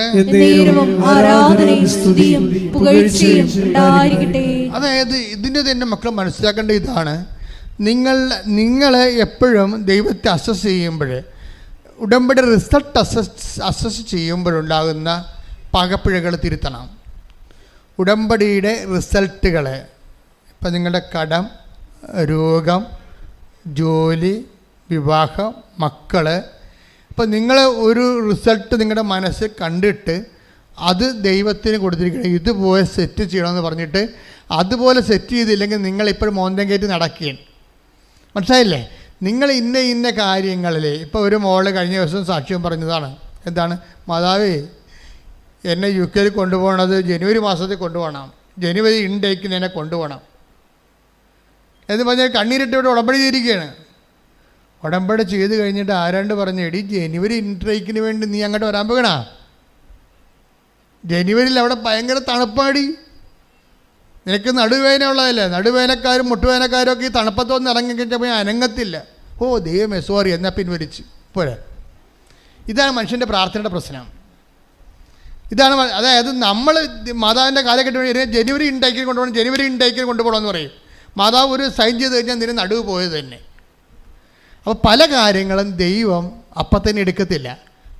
നീ ചോദിക്കണത് ആനമണ്ടത്തരമായിരിക്കും, നീ ഉടമ്പടി വെച്ചിരിക്കുന്ന പല കാര്യങ്ങളും ആനമണ്ടത്തരമായിരിക്കും. എന്നുവെച്ചാൽ അതെങ്ങാനും ദൈവം എടുത്താൽ നിനക്ക് തന്നെ അത് പണിയായിട്ട് വരും, പണി പാർസൽ വരും. മനസ്സിലായില്ലേ? അപ്പോൾ എന്തെങ്കിലും നിൻ്റെ വിഷയം അതുപോലെ നടന്നില്ലെങ്കിൽ നീ മോന്തം കയറ്റി ദൈവത്തിനെ പ്രകോപിപ്പിക്കരുത്. പറഞ്ഞ മനസ്സിലായില്ലേ? എന്നിട്ട് ദൈവത്തിൻ്റെ ഇഷ്ടമുള്ള സമയത്ത് ഇഷ്ടമുള്ള പോലെ സെറ്റ് ചെയ്യാൻ വേണ്ടി ദൈവത്തിന് സമർപ്പിക്കണം. ശ്രദ്ധിക്കട്ടെ. ഹല്ലേലൂയ. അതായത് എപ്പോഴും എൻ്റെ മക്കളെ ശ്രദ്ധിക്കേണ്ടത്, ഒരു വിഷയം ടോട്ടലായിട്ട് ദൈവത്തിന് മാറ്റാൻ പറ്റും, അതേസമയം തന്നെ അതിൻ്റെ ആവിയും പുകയും നിന്നെ ഏൽപ്പിക്കാതെ അറസ്റ്റ് ചെയ്യാനും പറ്റും. ഇത് രണ്ടും ഒരേപോലെ. നിൻ്റെ ജീവിതത്തിൽ ഏറ്റവും നല്ലത് എന്താണെന്ന് നോക്കിയിട്ട് അതാണ് നിൻ്റെ കുടുംബത്തിൻ്റെ ഹിസ്റ്ററി അനുസരിച്ച് ദൈവം സെറ്റ് ചെയ്യണം. ഒരു കാര്യം എപ്പോഴും അത് പെർഫെക്റ്റായിട്ടായിരിക്കും ചെയ്യണത്, പെർഫെക്റ്റായിട്ടാണ് ചെയ്യണമെന്ന് വിചാരിക്കും. ഓരോ വിഷയം, അതായത് ഞാൻ എന്താ പറയണത്, ഒരു കാരണവശാലും ദൈവത്തെ നിങ്ങളെ ഒരിക്കൽ പോലും ദൈവമേ നീ എന്നോട് അങ്ങനെ ചെയ്തില്ലേ, ഞാൻ ഇന്ന് എവിടെ ഇരിക്കേണ്ടതായിരുന്നു, അതപ്പം ചെയ്തു തന്നാൽ മതിയായിരുന്നല്ല എന്ന് ഒരിക്കലും കിട്ടാത്ത കാര്യത്തിന് ദൈവത്തെ പ്രതിയാക്കിക്കൊണ്ട് പ്രാർത്ഥനയെ മാന്യം കാണിച്ചുകൊണ്ട് നിങ്ങൾ ആന്തരിക മത്സരങ്ങൾ നടത്തരുത്. അത് ഉടമ്പടിയെ ബാധിക്കും. ശ്രുതികട്ടെ ഹല്ലേലൂയ. ഹല്ലേലൂയ. മർക്കോസ് 16:18. മർക്കോസ് 16:18. അവർ സർപ്പങ്ങളെ കയ്യിലെടുക്കും. പറഞ്ഞേ, അവർ സർപ്പങ്ങളെ കയ്യിലെടുക്കും. അവർ സർപ്പങ്ങളെ കയ്യിലെടുക്കും. മാരകമായ എന്ത് കുടിച്ചാലും അത് അവരെ ഉപദ്രവിക്കുകയില്ല. അവർ രോഗികളുടെ മേൽ കൈകൾ വയ്ക്കും. അവർ സുഖം പ്രാപിക്കുകയും ചെയ്യും. അതായത് ഈ പ്രൈമറി ഉടമ്പടിക്കാരെ കുറിച്ച് ഈ പറയണത്, അതായത് നമ്മൾ ഉടമ്പടിയിലാകുമ്പോൾ തന്നെ വിശ്വാസം വഴി, വിശ്വാസം എന്തിനുള്ളതാണ്? വിശ്വാസം ജീവിക്കാനുള്ളതാണ്. അല്ലാതെ വിശ്വാസം നമുക്ക് ശാസ്ത്രീയമായ വിഷയങ്ങളെക്കുറിച്ചുള്ള വിശ്വാസം പോലെ അല്ല ഇത്. ശാസ്ത്രീയമായി നമുക്ക് എല്ലാ കാര്യങ്ങളും വിശ്വാസമില്ലേ? ഇപ്പോൾ H2SO4, 2 ഹൈഡ്രജൻ്റെയും ഒരു ഓക്സിജൻ്റെ H2SO4, ഒരു സൾഫറിൻ്റെ അല്ലേ, 4 സൾഫറിൻ്റെ തന്മാത്രകളൊക്കെ കൂടി കഴിഞ്ഞാൽ സൾഫ്യൂറിക് ആസിഡ് ഉണ്ടാകുമെന്ന് നമുക്കൊരു ധാരണയുണ്ട്. ഈ ശാസ്ത്രീയ ധാരണകൾ ലാബറട്ടറി സത്യമാണെങ്കിലും ജീവിതത്തിൽ അത് ബാധിക്കത്തില്ല. ശാസ്ത്രീയ ധാരണകൾ ലാബറട്ടറി സത്യമാകാം പരീക്ഷണത്തിൽ, പക്ഷെ ജീവിതത്തിൽ അത് ബാധിക്കത്തില്ല. പക്ഷെ വിശ്വാസം അങ്ങനെയല്ല. നിനക്കൊരു വിശ്വാസമുണ്ടെങ്കിൽ അത് ജീവിതത്തിൽ കാണിക്കണം. അത് മനസ്സിലായില്ലേ? വിശ്വാസം എന്തിനുള്ളതാണ്?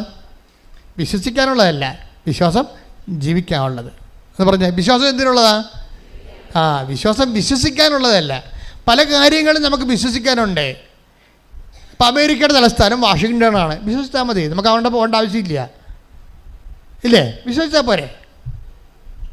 പക്ഷേ ദൈവം ഏകനാണെന്ന് പറഞ്ഞാൽ യേശുക്രിസ്തുവിൻ്റെ പാപത്തിന് പരിഹാരമായി മരിച്ചു എന്ന് ഞാൻ വിശ്വസിച്ചാൽ ഞാൻ ജീവിക്കാൻ ബാധ്യസ്ഥയാണ്. പ്രാർത്ഥിക്കുക, കർത്താവേ ദൈവമേ, കേവല വിശ്വാസത്തിൽ നിന്ന് സത്യസന്ധമായ വിശ്വാസ ജീവിതത്തിലേക്ക് എന്നെ അഭിഷേകം ചെയ്യണമേ. പരമദിവ്യകാരണത്തിന് അപ്പൊ മർക്കോസ് 16:17 പറയണത് ഈ വിശ്വസിക്കുന്നവരുടെ കൂടെ, അതായത് വിശ്വാസം ജീവിക്കുന്നവരുടെ കൂടെ, പറഞ്ഞേ, വിശ്വാസം ജീവിക്കുന്നവരോട് കൂടെ. അതായത് അതിന്റെ അർത്ഥം എന്താണ്? ഉടമ്പടി ചെയ്തിരിക്കുന്നവരുടെ കൂടെ എന്നാണ്. വിശ്വാസം ജീവിക്കുക എന്ന് വെച്ച് കഴിഞ്ഞാൽ ഉടമ്പടി ജീവിക്കുക എന്നതിന്റെ അർത്ഥം. പറഞ്ഞ വിശ്വസിക്കുന്നവരുടെ കൂടെ, വിശ്വാസം ജീവിക്കുന്നവരുടെ കൂടെ, ഉടമ്പടി ജീവിക്കുന്നവരുടെ കൂടെ ഈ അടയാളങ്ങൾ ഉണ്ടായിരിക്കും. അവർ സർപ്പങ്ങളെ കയ്യിലെടുക്കും, വിഷദ്രാവങ്ങൾ കുടിക്കാം, എന്നാലും ഒരു ഉപദ്രവം അവർക്ക് ഉണ്ടാവുകയില്ല. അപ്പൊ ഈ വെർച്വൽ ഉടമ്പടിയിൽ നിന്ന് ഇതുപോലെ പിൽഗ്രിം ഉടമ്പടിയിലേക്ക്, ഫിസിക്കൽ ഉടമ്പടിയിലേക്ക് വരുമ്പോഴുണ്ടാകുന്ന ഒരു മാറ്റമെന്ന് പറയുന്നത് പല കാര്യങ്ങളെയും നമ്മൾ ഉപദ്രവിക്കാണ്ടിരിക്കും. മനസ്സിലായില്ലേ? ഇപ്പം ജോജോക്ക് എന്താ സംഭവിച്ചത്? 25 കീമോ ചെയ്യേണ്ട ക്യാൻസറിനെ ദൈവം അറസ്റ്റ് ചെയ്ത് ഉപദ്രവം വരുത്താതെ വെച്ചിരിക്കുകയാണ്.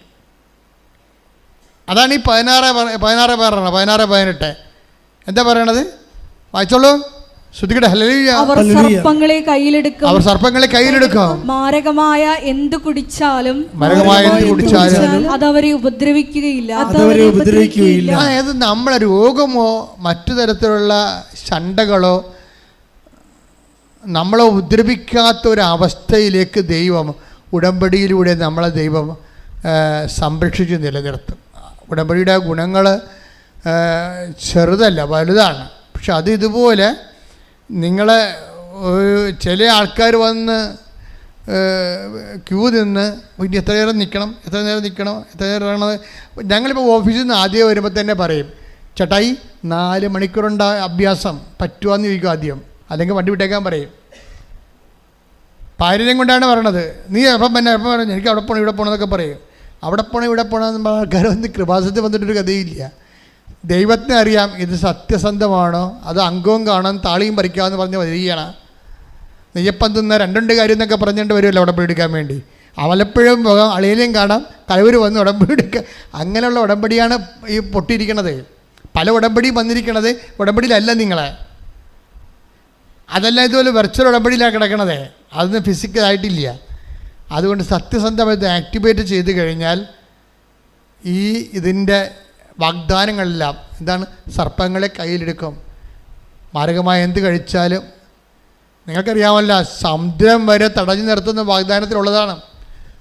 ഉടമ്പടി വാഗ്ദാനത്തിലുള്ളതാണ്, സമുദ്രം വരെ തടഞ്ഞു നിർത്തുമെന്ന്. ഞാൻ ആ വാഗ്ദാനം വിശ്വസിച്ച ആളാണ്. കർത്താവ് സമുദ്രത്തിന് ഓടാമ്പലിട്ടിരിക്കണത് കർത്താവാണെന്ന് ജോബിൻ്റെ പുസ്തകത്തിലുണ്ട്. അത് ഞാൻ വായിച്ചിട്ടുണ്ട്. 38:10 വായിച്ചേ. ജോബ് 38:10 വായിച്ചേ. ശ്രദ്ധിക്കട്ടെ. ഹല്ലേലൂയ. ഞാൻ അതിന് അതിർത്തികൾ നിശ്ചയിച്ച് കതകുകളും ഓടാമ്പലുകളും ഉണ്ടാക്കി. സമുദ്രത്തിന് അതിന് 38:9 വായിക്കുക. 38:8 മുതലുള്ള തിരുവചനം. ഗർഭത്തിൽ നിന്ന് സമുദ്രം പൊട്ടിപ്പുറപ്പെട്ടപ്പോൾ അതിനെ കതകടച്ച് തടഞ്ഞവൻ ആര്? അന്ന് ഞാൻ മേഘങ്ങളെ അതിന് ഉടുപ്പും കൂരിരുട്ടിനെ അതിന് ഉടയാടയുമാക്കി. ഞാൻ അതിന് അതിർത്തികൾ നിശ്ചയിച്ച്. സമുദ്രത്തെ ഇങ്ങനെ അതിർത്തികൾ നിശ്ചയിച്ച്. സമുദ്രമാണ്, സങ്കടമാണ്, രോഗമാണ്, കടങ്ങളാണ്. പക്ഷേ കർത്താവ് ഒരു അതിർത്തി നിശ്ചയിച്ചിട്ടുണ്ട് അതിന്. പറഞ്ഞോളൂ, വായിച്ചോളൂ. ഞാനതിന് അതിർത്തികൾ നിശ്ചയിച്ചു. ഞാനതിന് അതിർത്തികൾ നിശ്ചയിച്ചു. കതകുകളും ഓടാമ്പലുകളും ഉണ്ടാക്കി. അതായത് പരിധികൾ നിശ്ചയിച്ചു. എന്താ പറഞ്ഞത്? നിനക്ക് ഇതാ ഇവിടം വരെ വരാം. കർത്താവ് പറഞ്ഞില്ലേ, എൻ്റെ അഭിഷിക്തനെ തൊട്ടു പോകരുത് എന്ന് പറയാം. Take the bed of God. സങ്കീർത്തനം 94. Take the bed of God. 105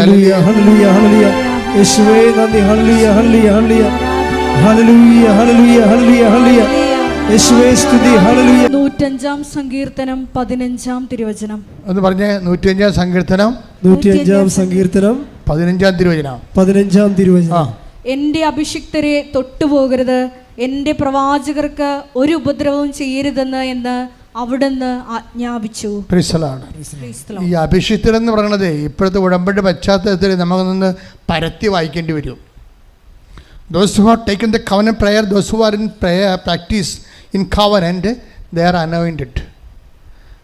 ജോജോക്ക് സംഭവിച്ചിരിക്കുന്നത് അതല്ലേ? ജോജോയുടെ ക്യാൻസർ അറസ്റ്റ് ചെയ്യപ്പെട്ടിരിക്കുകയാണ്. എന്താ കാര്യം? ഒറ്റ കാര്യം, പ്രത്യക്ഷീകരണ പ്രാർത്ഥന ചൊല്ലിയെന്ന്. വേറെ കാര്യമൊന്നുമില്ല. ആ പ്രത്യക്ഷീകരണ പ്രാർത്ഥന ചൊല്ലിയപ്പോൾ ആ മനുഷ്യൻ അതനുസരിച്ച് ഓൺലൈൻ ഉടമ്പടി എടുത്ത് ഉടമ്പടിയിലായി. ഉടമ്പടി പ്രകാരം ജീവിതം ക്രമീകരിച്ച് കഴിഞ്ഞപ്പോൾ എന്നാ പറ്റി? ദൈവം തൊട്ട്, അതായത് ക്യാൻസറിനോട് പറഞ്ഞിരിക്കുകയാണ്, എൻ്റെ അഭിഷിക്തനെ തൊട്ടുപോകരുത്.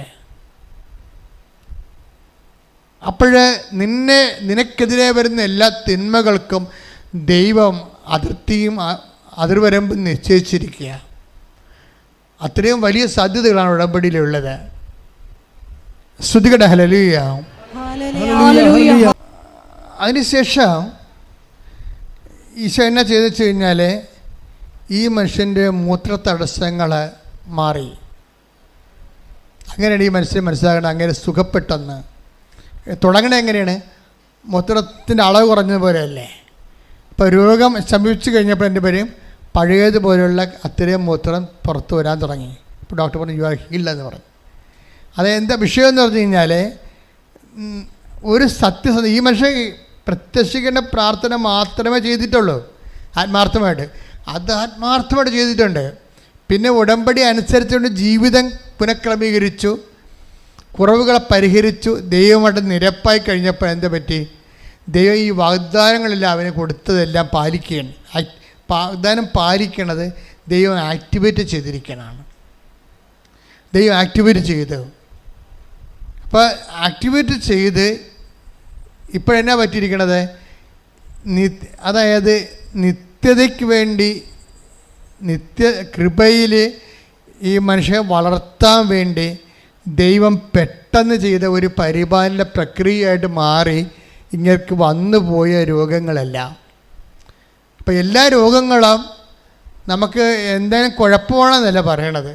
ദൈവത്തോട് നമ്മളെ അടുക്കാനും നിത്യതയ്ക്ക് വേണ്ടിയുള്ള ഓഹരി സ്വരുക്കൂട്ടാൻ വേണ്ടിയുള്ള ദൈവത്തിൻ്റെ സ്നേഹത്തിൻ്റെ പരിപാലനയായിട്ടാണ് ചിലപ്പോൾ സങ്കടങ്ങൾ നമ്മുടെ ജീവിതത്തിൽ വരണത്. സ്തുതിക്കട്ടെ. ഹല്ലേലൂയ. പരിശുദ്ധ പരമ ദിവ്യകാരുണ്യത്തിന്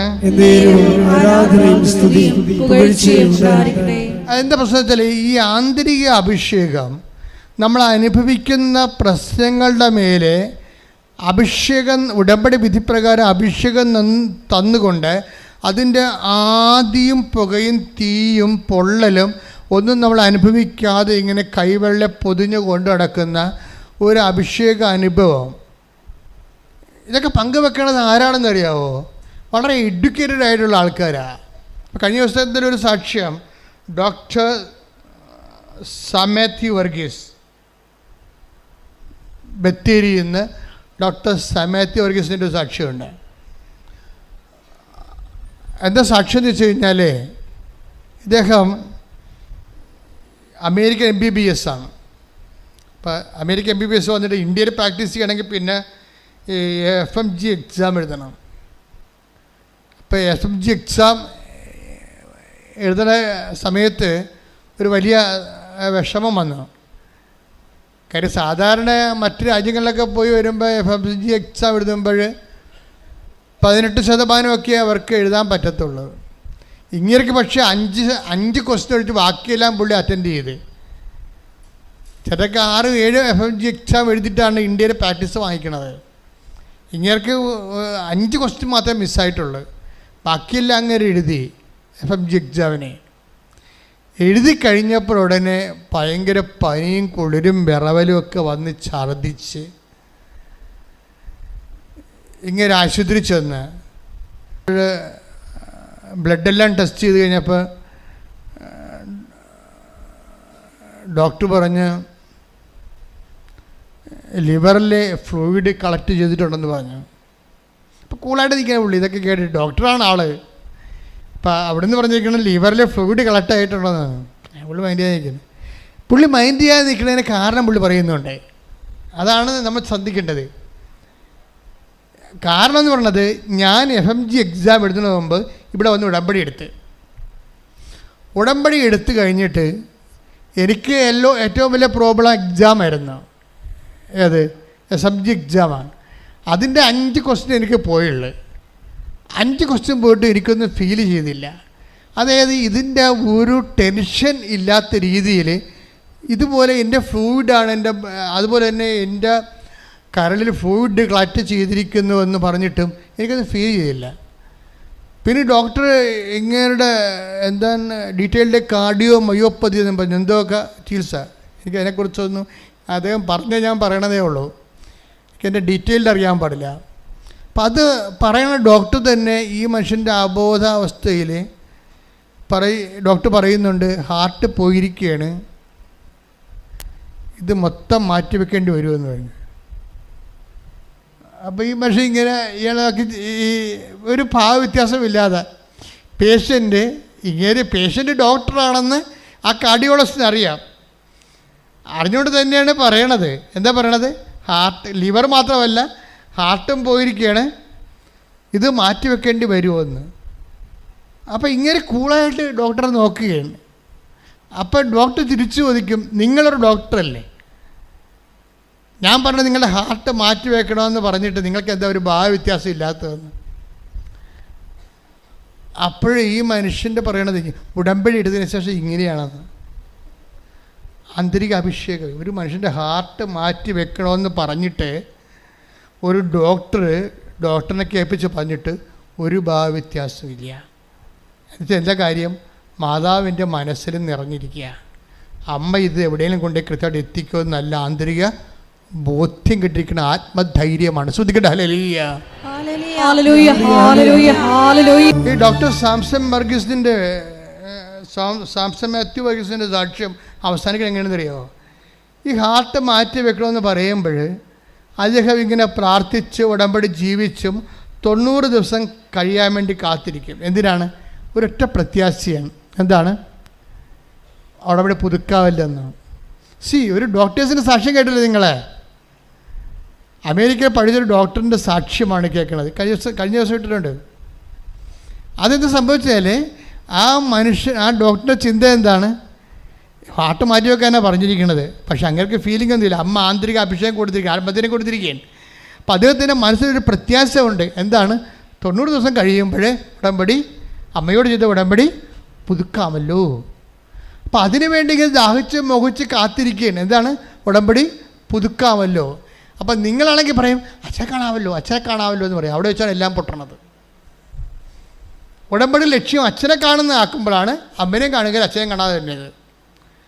ഉടമ്പടി പുതുക്കാമല്ലോ എന്ന് വിചാരിച്ചിട്ട് എൻ്റെ ദൈവവുമായിട്ട് എനിക്ക് കടുത്ത ബന്ധങ്ങളിലേക്ക് ആത്മാർത്ഥമായിട്ട് പോകാമല്ലോ എന്ന് വിചാരിച്ചുകൊണ്ട് ഈ മനുഷ്യൻ വന്ന് ഉടമ്പടി അത്യാഹ്ലാദത്തോടെ പുതുക്കും. ഹാർട്ട് ഓപ്പറേഷന് വേണ്ടി ഹാർട്ട് മാറ്റിവെക്കും. ഓപ്പറേഷൻ അല്ല, ഹാർട്ട് മാറ്റിവെക്കാൻ പറഞ്ഞ് ഡോക്ടർ വന്നിട്ട് ഉടമ്പടി പുതുക്കും. പുതുക്കി കഴിഞ്ഞിട്ട് പോയി ടെസ്റ്റ് ചെയ്യുമ്പോൾ എൻ്റെ ഹാർട്ടിൻ്റെ പൾസ് റേറ്റ് 18 അത് അമ്മ 34 കൊടുക്കും. ഇതിൻ്റെ ലെഫ്റ്റ് വെർട്ടിക്കിള് ഇടത്തെ ഹൃദയത്തിൻ്റെ അറ പകുതിയെ വർക്ക് ചെയ്യത്തുള്ളായിരുന്നു. അമ്മ അത് അത് മുഴുവനാക്കി കൊടുക്കും. ഒരു കുഴപ്പമില്ല. ഹൃദയത്തിൻ്റെ ഇടതേ അറയില്ലേ, അത് പകുതിയെ വർക്ക് ചെയ്യത്തുള്ളായിരുന്നു. ഉടമ്പടി പുതുക്കി കഴിഞ്ഞപ്പോൾ ആ വാഗ്ദാനം പോലെ തന്നെ അത് ഫുള്ളായിട്ട് വർക്ക് ചെയ്യുന്ന രീതിയിലായിട്ട് ഒരു ഓപ്പറേഷൻ വേണ്ട, ഒരു ഹാർട്ട് മാറ്റണ്ട. ഇതാ മാറ്റുന്നത് ആരാണ്? അമ്മ തന്നെ ഇതിനും ചെയ്യാം. ശ്രദ്ധിക്കട്ടെ. ഹല്ലേലൂയ. ഞാൻ ഒരു ഓണറുടെ സഡൻ ഇങ്ങനെ ഒരു ശുശ്രൂഷയ്ക്ക് വന്ന ആളില്ല. എപ്പോഴും നിങ്ങൾ പറയാറുണ്ട് 84 മുതൽ ധ്യാനിപ്പിക്കാൻ നിൽക്കുന്നയാളാണ്. അമ്മ ഉടമ്പടി തരണത് 2015. പക്ഷേ അതുവരെ ഈ കൃപാസനത്തിൽ തന്നെ എല്ലാ ദിവസവും തന്നെ ചൊവ്വാഴ്ചയും തിങ്കളാഴ്ചയും ഒക്കെ ആൾ വരികയും നല്ല ധ്യാനവും കൗൺസിലിങ്ങും. ഞാൻ ഈ മരിയൻ തപസ്സം എന്ന് പറഞ്ഞൊരു ധ്യാനം ഉണ്ടായിരുന്നു ഇവിടെ. അതൊരു 1.5 ധ്യാനമാണ്. ഭയങ്കര കഷ്ടപ്പാടാണ് നിർത്തിപ്പോയതാണ്. ഞാൻ തന്നെ കിടന്ന് അലയണം. അവന് 6 മണിക്ക് കയറിയ രാത്രി 9 മണിക്കാണ് ഇറങ്ങണത്. തീരണ ദിവസമാണെങ്കിൽ രാത്രി 9 മണിക്ക് 6 മണിക്ക് കയറിയിട്ട് ഞാൻ വെളുപ്പിനെ 4 മണിക്കാണ് പിന്നെ പോണത്. ആൾക്കാരെല്ലാം കണ്ടുപോണത്. അങ്ങനെയാണ് രോഗമൊക്കെ ആയിപ്പോയത്. വരുത്തി വെച്ചതാണ് ശരിക്കും പറഞ്ഞാൽ. ഉറക്കം നിന്നുകൊണ്ട് ഇങ്ങനെ അലഞ്ഞും കെട്ടിയും ഉണ്ടാക്കിയ. അപ്പം അതുകൊണ്ട് ആ മരിയൻ തപസ് നിർത്തിക്കളഞ്ഞത്. പക്ഷെ അങ്ങനെ ആ മരിയൻ തപസ്സിലും കാണാത്ത രീതിയിലുള്ള അഭിഷേക തലങ്ങളാണ് അമ്മ ഉടമ്പടി തന്നപ്പോൾ വരണത്.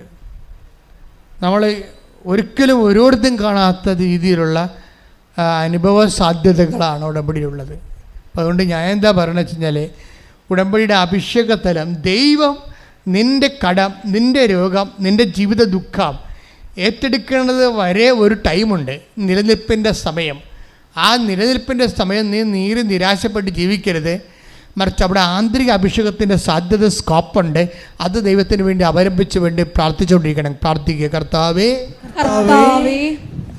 അങ്ങന്റെ ഉടമ്പടി പൂർണ്ണമായി ഏറ്റെടുക്കുന്നവരെ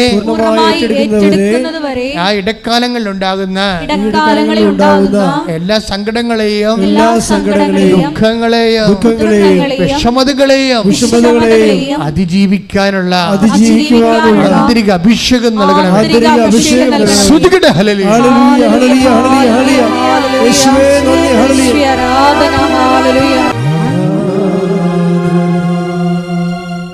എൻ്റെ പ്രിയപ്പെട്ടവരെ, അതീവ ദൈവാനുഗ്രഹത്തിൻ്റെ അഭിഷേകത്തിലാണ് നമ്മൾ നിൽക്കുന്നത്. ഇപ്പം തീർത്ഥാടനത്തിൽ ഇവിടെയുള്ളവരും ഓൺലൈനായി ആരാധന കൂടുന്നവരും നമ്മൾ പഴയ സാക്ഷികൾ നോക്കിയാൽ മനസ്സിലാകും, ഒരേ അഭിഷേകമാണ് ദൈവം നൽകുന്നത്. ചിലപ്പോൾ നിങ്ങൾ ഇന്ന് അനുഭവിക്കുന്ന പ്രയാസങ്ങളെ ഇന്ന് ധ്യാനത്തിൽ കണ്ടതുപോലെ അതിൻ്റെ അതിർവരമ്പം നിശ്ചയിച്ചതിനെ ഹാൾട്ട് ആക്കാനുള്ള, തടഞ്ഞു നിർത്താനുള്ള അനുഗ്രഹമായിരിക്കും കിട്ടുന്നത്.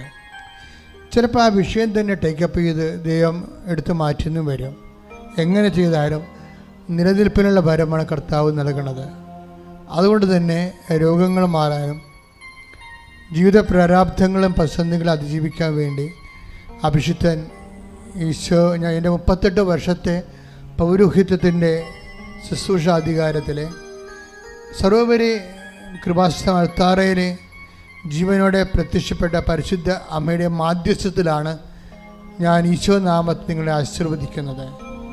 ഈ ആശീർവാദം അമ്മയുടെ മാധ്യസ്ഥത്തിൽ ഈശോ നാമത്തിൽ നടക്കുന്ന ഈ ആശീർവാദത്തിൻ്റെ ശക്തിയാൽ അടയാളങ്ങളും അത്ഭുതങ്ങളും ജീവിത ദുരിതങ്ങളും തടസ്സങ്ങളും മാറുന്നതിന് വേണ്ടി ഇടിമുഴക്കം പോലെ സ്തുതിക്കട്ടെ. ഹല്ലേലൂയ. കർത്താവിന്റെ ഉന്നതമായ നാമത്തിന് സ്വന്തം ചെയ്യുന്ന കർത്താവേ, നിന്റെ വിശുദ്ധ പൗരോഹിത്യത്തെ മഹത്വപ്പെടുത്തണമേ. കർത്താവേ, സഭയിലുള്ള സാന്നിധ്യം പ്രകടമാക്കണമേ. കർത്താവേ, നിന്റെ വിശുദ്ധ പൗരോഹിത്യത്തെ മഹത്വപ്പെടുത്തണമേ. കർത്താവേ, സഭയിലുള്ള സാന്നിധ്യം പ്രകടമാക്കണമേ. എൻ്റെ കർത്താവിന് ഉന്നതമായ നാമത്തിൽ സഭയുടെ അധികാരത്തിൽ കുരിശിൻ്റെ അടയാളത്തിൽ ദൈവത്തിൻ്റെ ശക്തിയാൽ മാരകരോഗങ്ങൾ, തീരാവേദികൾ, ജീവിത ദുരിതങ്ങൾ യേശുനാമത്തിൽ മാറട്ടെ. കർത്താവേ, നിന്റെ വിശുദ്ധ രക്തം ഈ മക്കളുടെ മേൽ തളിക്കണമേ. കർത്താവേ, നിന്റെ വിശുദ്ധ രക്തം ഉച്ച മുതൽ ഉള്ളംകാല് വരെ ഈ മക്കളിൽ തളിക്കണമേ. ഓൺലൈനിൽ പ്രാർത്ഥിക്കുന്നവരിലും തീർത്ഥാടനത്തിൽ പ്രാർത്ഥിക്കുന്നവരിലും ഇപ്പോൾ ഉടമ്പടി ആയിരിക്കുന്ന എല്ലാവരുടെയും പേരും കർത്താവേ, നിന്റെ തിരുമുറുപാർന്ന് വലതുകരം സ്പർശിക്കണമേ. അടിപ്പിണർ പോലെ വൈദ്യുത ആഘാതം പോലെ ദൈവിക ശക്തി ഈ മക്കളിലേക്ക് ആവശ്യിക്കട്ടെ. ഉച്ച മുതൽ ഉള്ളംകാല് വരെ കർത്താവിൻ്റെ രക്തം പടരട്ടെ. ഉച്ച മുതൽ ഉള്ളംകാല് വരെ കർത്താവിൻ്റെ രക്തം പടരട്ടെ. മാർഗരോഗങ്ങൾ, തീരാവേദികൾ, വിസർപ്പ രോഗങ്ങൾ, എപ്പിലെപ്സി രോഗങ്ങൾ, ഓട്ടിസം രോഗങ്ങൾ, തൈറോയ്ഡ് രോഗങ്ങൾ, ടോൺസിൽ രോഗങ്ങൾ, സ്പോണ്ടിലോസിസ് രോഗങ്ങൾ, ക്യാൻസർ രോഗങ്ങൾ, സിസ്റ്റ് രോഗങ്ങൾ, PCOD രോഗങ്ങൾ, നടുവ് രോഗങ്ങൾ, കിഡ്നി രോഗങ്ങൾ, ഹൃദയ രോഗങ്ങൾ, കരളിൻ്റെ രോഗങ്ങൾ, ബ്രെയിനിൻ്റെ രോഗങ്ങൾ, മുടി കൊഴിയുന്ന അവസ്ഥകൾ, എല്ലാവിധത്തിലും അലർജികൾ, ത്വക്കലർജികൾ, സിസ്റ്റ് അലർജികൾ യേശു ക്രിസ്തുവിൻ്റെ ഉന്നതമായ നാമത്തിൽ മാറിപ്പോകട്ടെ. യേശു ക്രിസ്തുവിൻ്റെ ഉന്നതമായ നാമത്തിൽ മാറിപ്പോകട്ടെ. ശ്രദ്ധിക്കട്ടെ. എല്ലാ രോഗങ്ങളും സുഖപ്പെട്ടുകൊണ്ട് ഈശോയെ ആരാധനയിലൂടെ അങ്ങയുടെ നാമത്തെ മഹത്വപ്പെടുത്തണമേ.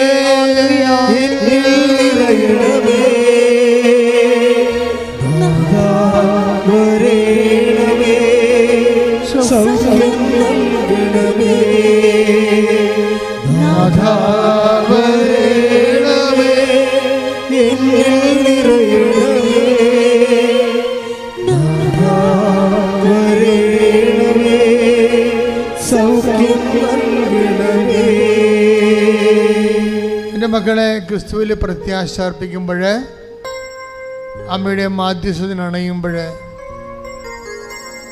നമ്മൾ സന്തോഷത്തോടെ തിരിച്ചറിയേണ്ട ഒരു കാര്യമുണ്ട്. നമ്മൾ വിശക്കാൻ ആഗ്രഹിക്കാത്ത ഒരു മനസ്സാണ് ദൈവത്തിൻ്റെത്. അതാണ് ഈശോ പറയുന്നത്, ഞാൻ വെറും കൈയോടെ അവരെ പറഞ്ഞയച്ചാൽ അവരെ വഴിയിൽ തളർന്ന് വീഴത്തില്ലേ എന്ന് ചോദിക്കണം. കുറച്ച് പേർക്ക് വീഞ്ഞ് കിട്ടി, കുറച്ച് പേർക്ക് കല്യാണത്തിന് വന്നവർക്ക് വീഞ്ഞ് കിട്ടിയില്ല. അങ്ങനെ സിറ്റുവേഷൻസ് കർത്താവ് ഉദ്ദേശിക്കുന്നില്ല.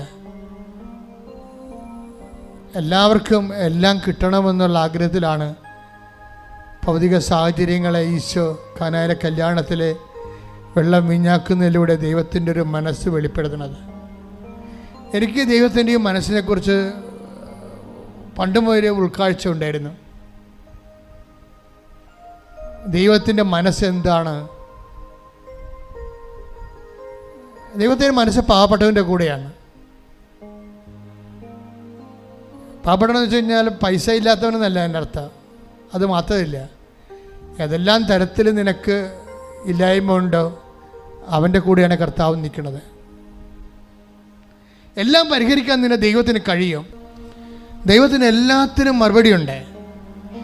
നീ ചെയ്യേണ്ട നിൻ്റെ ഈ ജീവിത സാഹചര്യത്തിൽ നീ പ്രാർത്ഥിക്കേണ്ടത്, ദൈവം വരണേ നിൻ്റെ ഹൃദയത്തിലെന്ന്. ഈ ഒരു കുറവ് നോക്കിക്കൊണ്ട് ഇത് നികർത്താൻ വേണ്ടി എൻ്റെ രക്ഷകനായ എൻ്റെ ദൈവമേ, നീ എൻ്റെ ജീവിതത്തിലേക്ക് വരണമേ പറഞ്ഞ്, കർത്താവേ എൻ്റെ കുടുംബത്തിലെ, എൻ്റെ ജീവിതത്തിലെ വിദ്യാഭ്യാസപരമാകാം, അതിർത്തി തർക്കമാകാം, വീടില്ലാത്ത അവസ്ഥയാകാം, വഴിയും വസ്തുവില്ലാത്ത അവസ്ഥയാകാം, ജോലിയില്ലാത്ത അവസ്ഥയാകാം, സാമ്പത്തിക തകർച്ചയാകാം. കർത്താവേ, ഈ കുറവ് നിവർത്തിക്കൊണ്ട് നീ തന്നെ നിന്റെ നാമത്തിലെ എന്റെ ജീവിതത്തിലെ അഭിഷേകമായി അടയാളം കാണിക്കണമേ.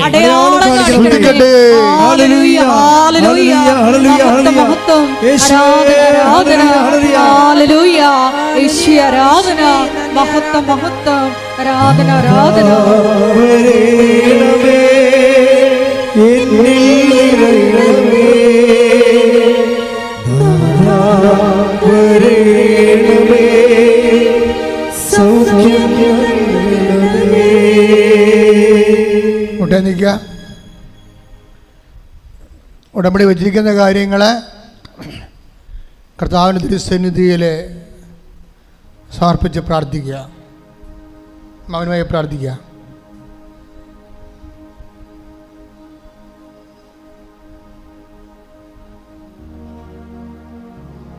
എല്ലാവരും മുട്ട നിൽക്കുക. സംഭാവന ആശീർവാദം. ഒരിക്കൽ കൂടി മരിയൻ ഉടമ്പടിയിൽ സമർപ്പിച്ചിരിക്കുന്ന എല്ലാ വിഷയങ്ങളും ദൈവമാതാവിൻ്റെ മധ്യസ്ഥയിൽ ദിവ്യകാരുണ്യ സന്നിധിയിൽ നമുക്കൊരു നിമിഷം സമർപ്പിച്ച് പ്രാർത്ഥിക്കാം. വിശ്വാസം ജീവിക്കാനുള്ള വലിയ കൃപ ഈ ആരാധനയിലൂടെ ഞങ്ങൾക്ക് ഓരോരുത്തർക്കും നൽകണമേ എന്ന് പ്രാർത്ഥിച്ചുകൊണ്ട് ശിരസ് നമിച്ച് നമുക്ക് ദിവ്യകാരുണ്യനാഥൻ്റെ ആശീർവാദം സ്വീകരിക്കാം.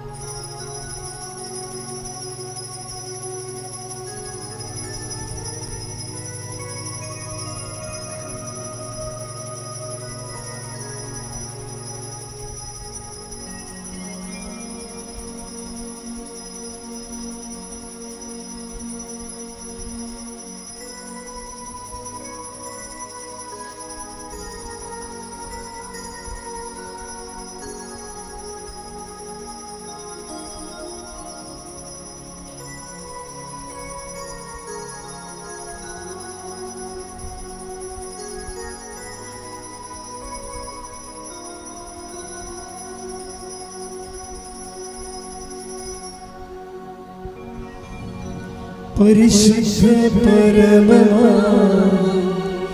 ദിവ്യകാരുണ്യമേ, എന്നും അങ്ങേക്ക് ആരാധന. പരിശുദ്ധ പരമമാ ദിവ്യകാരുണ്യമേ, എന്നും അങ്ങേക്ക് ആരാധന. പരിശുദ്ധ പരമമാ ദിവ്യകാരുണ്യമേ, എന്നും അങ്ങേക്ക് ആരാധന. ആവേ ആവേ ആവേ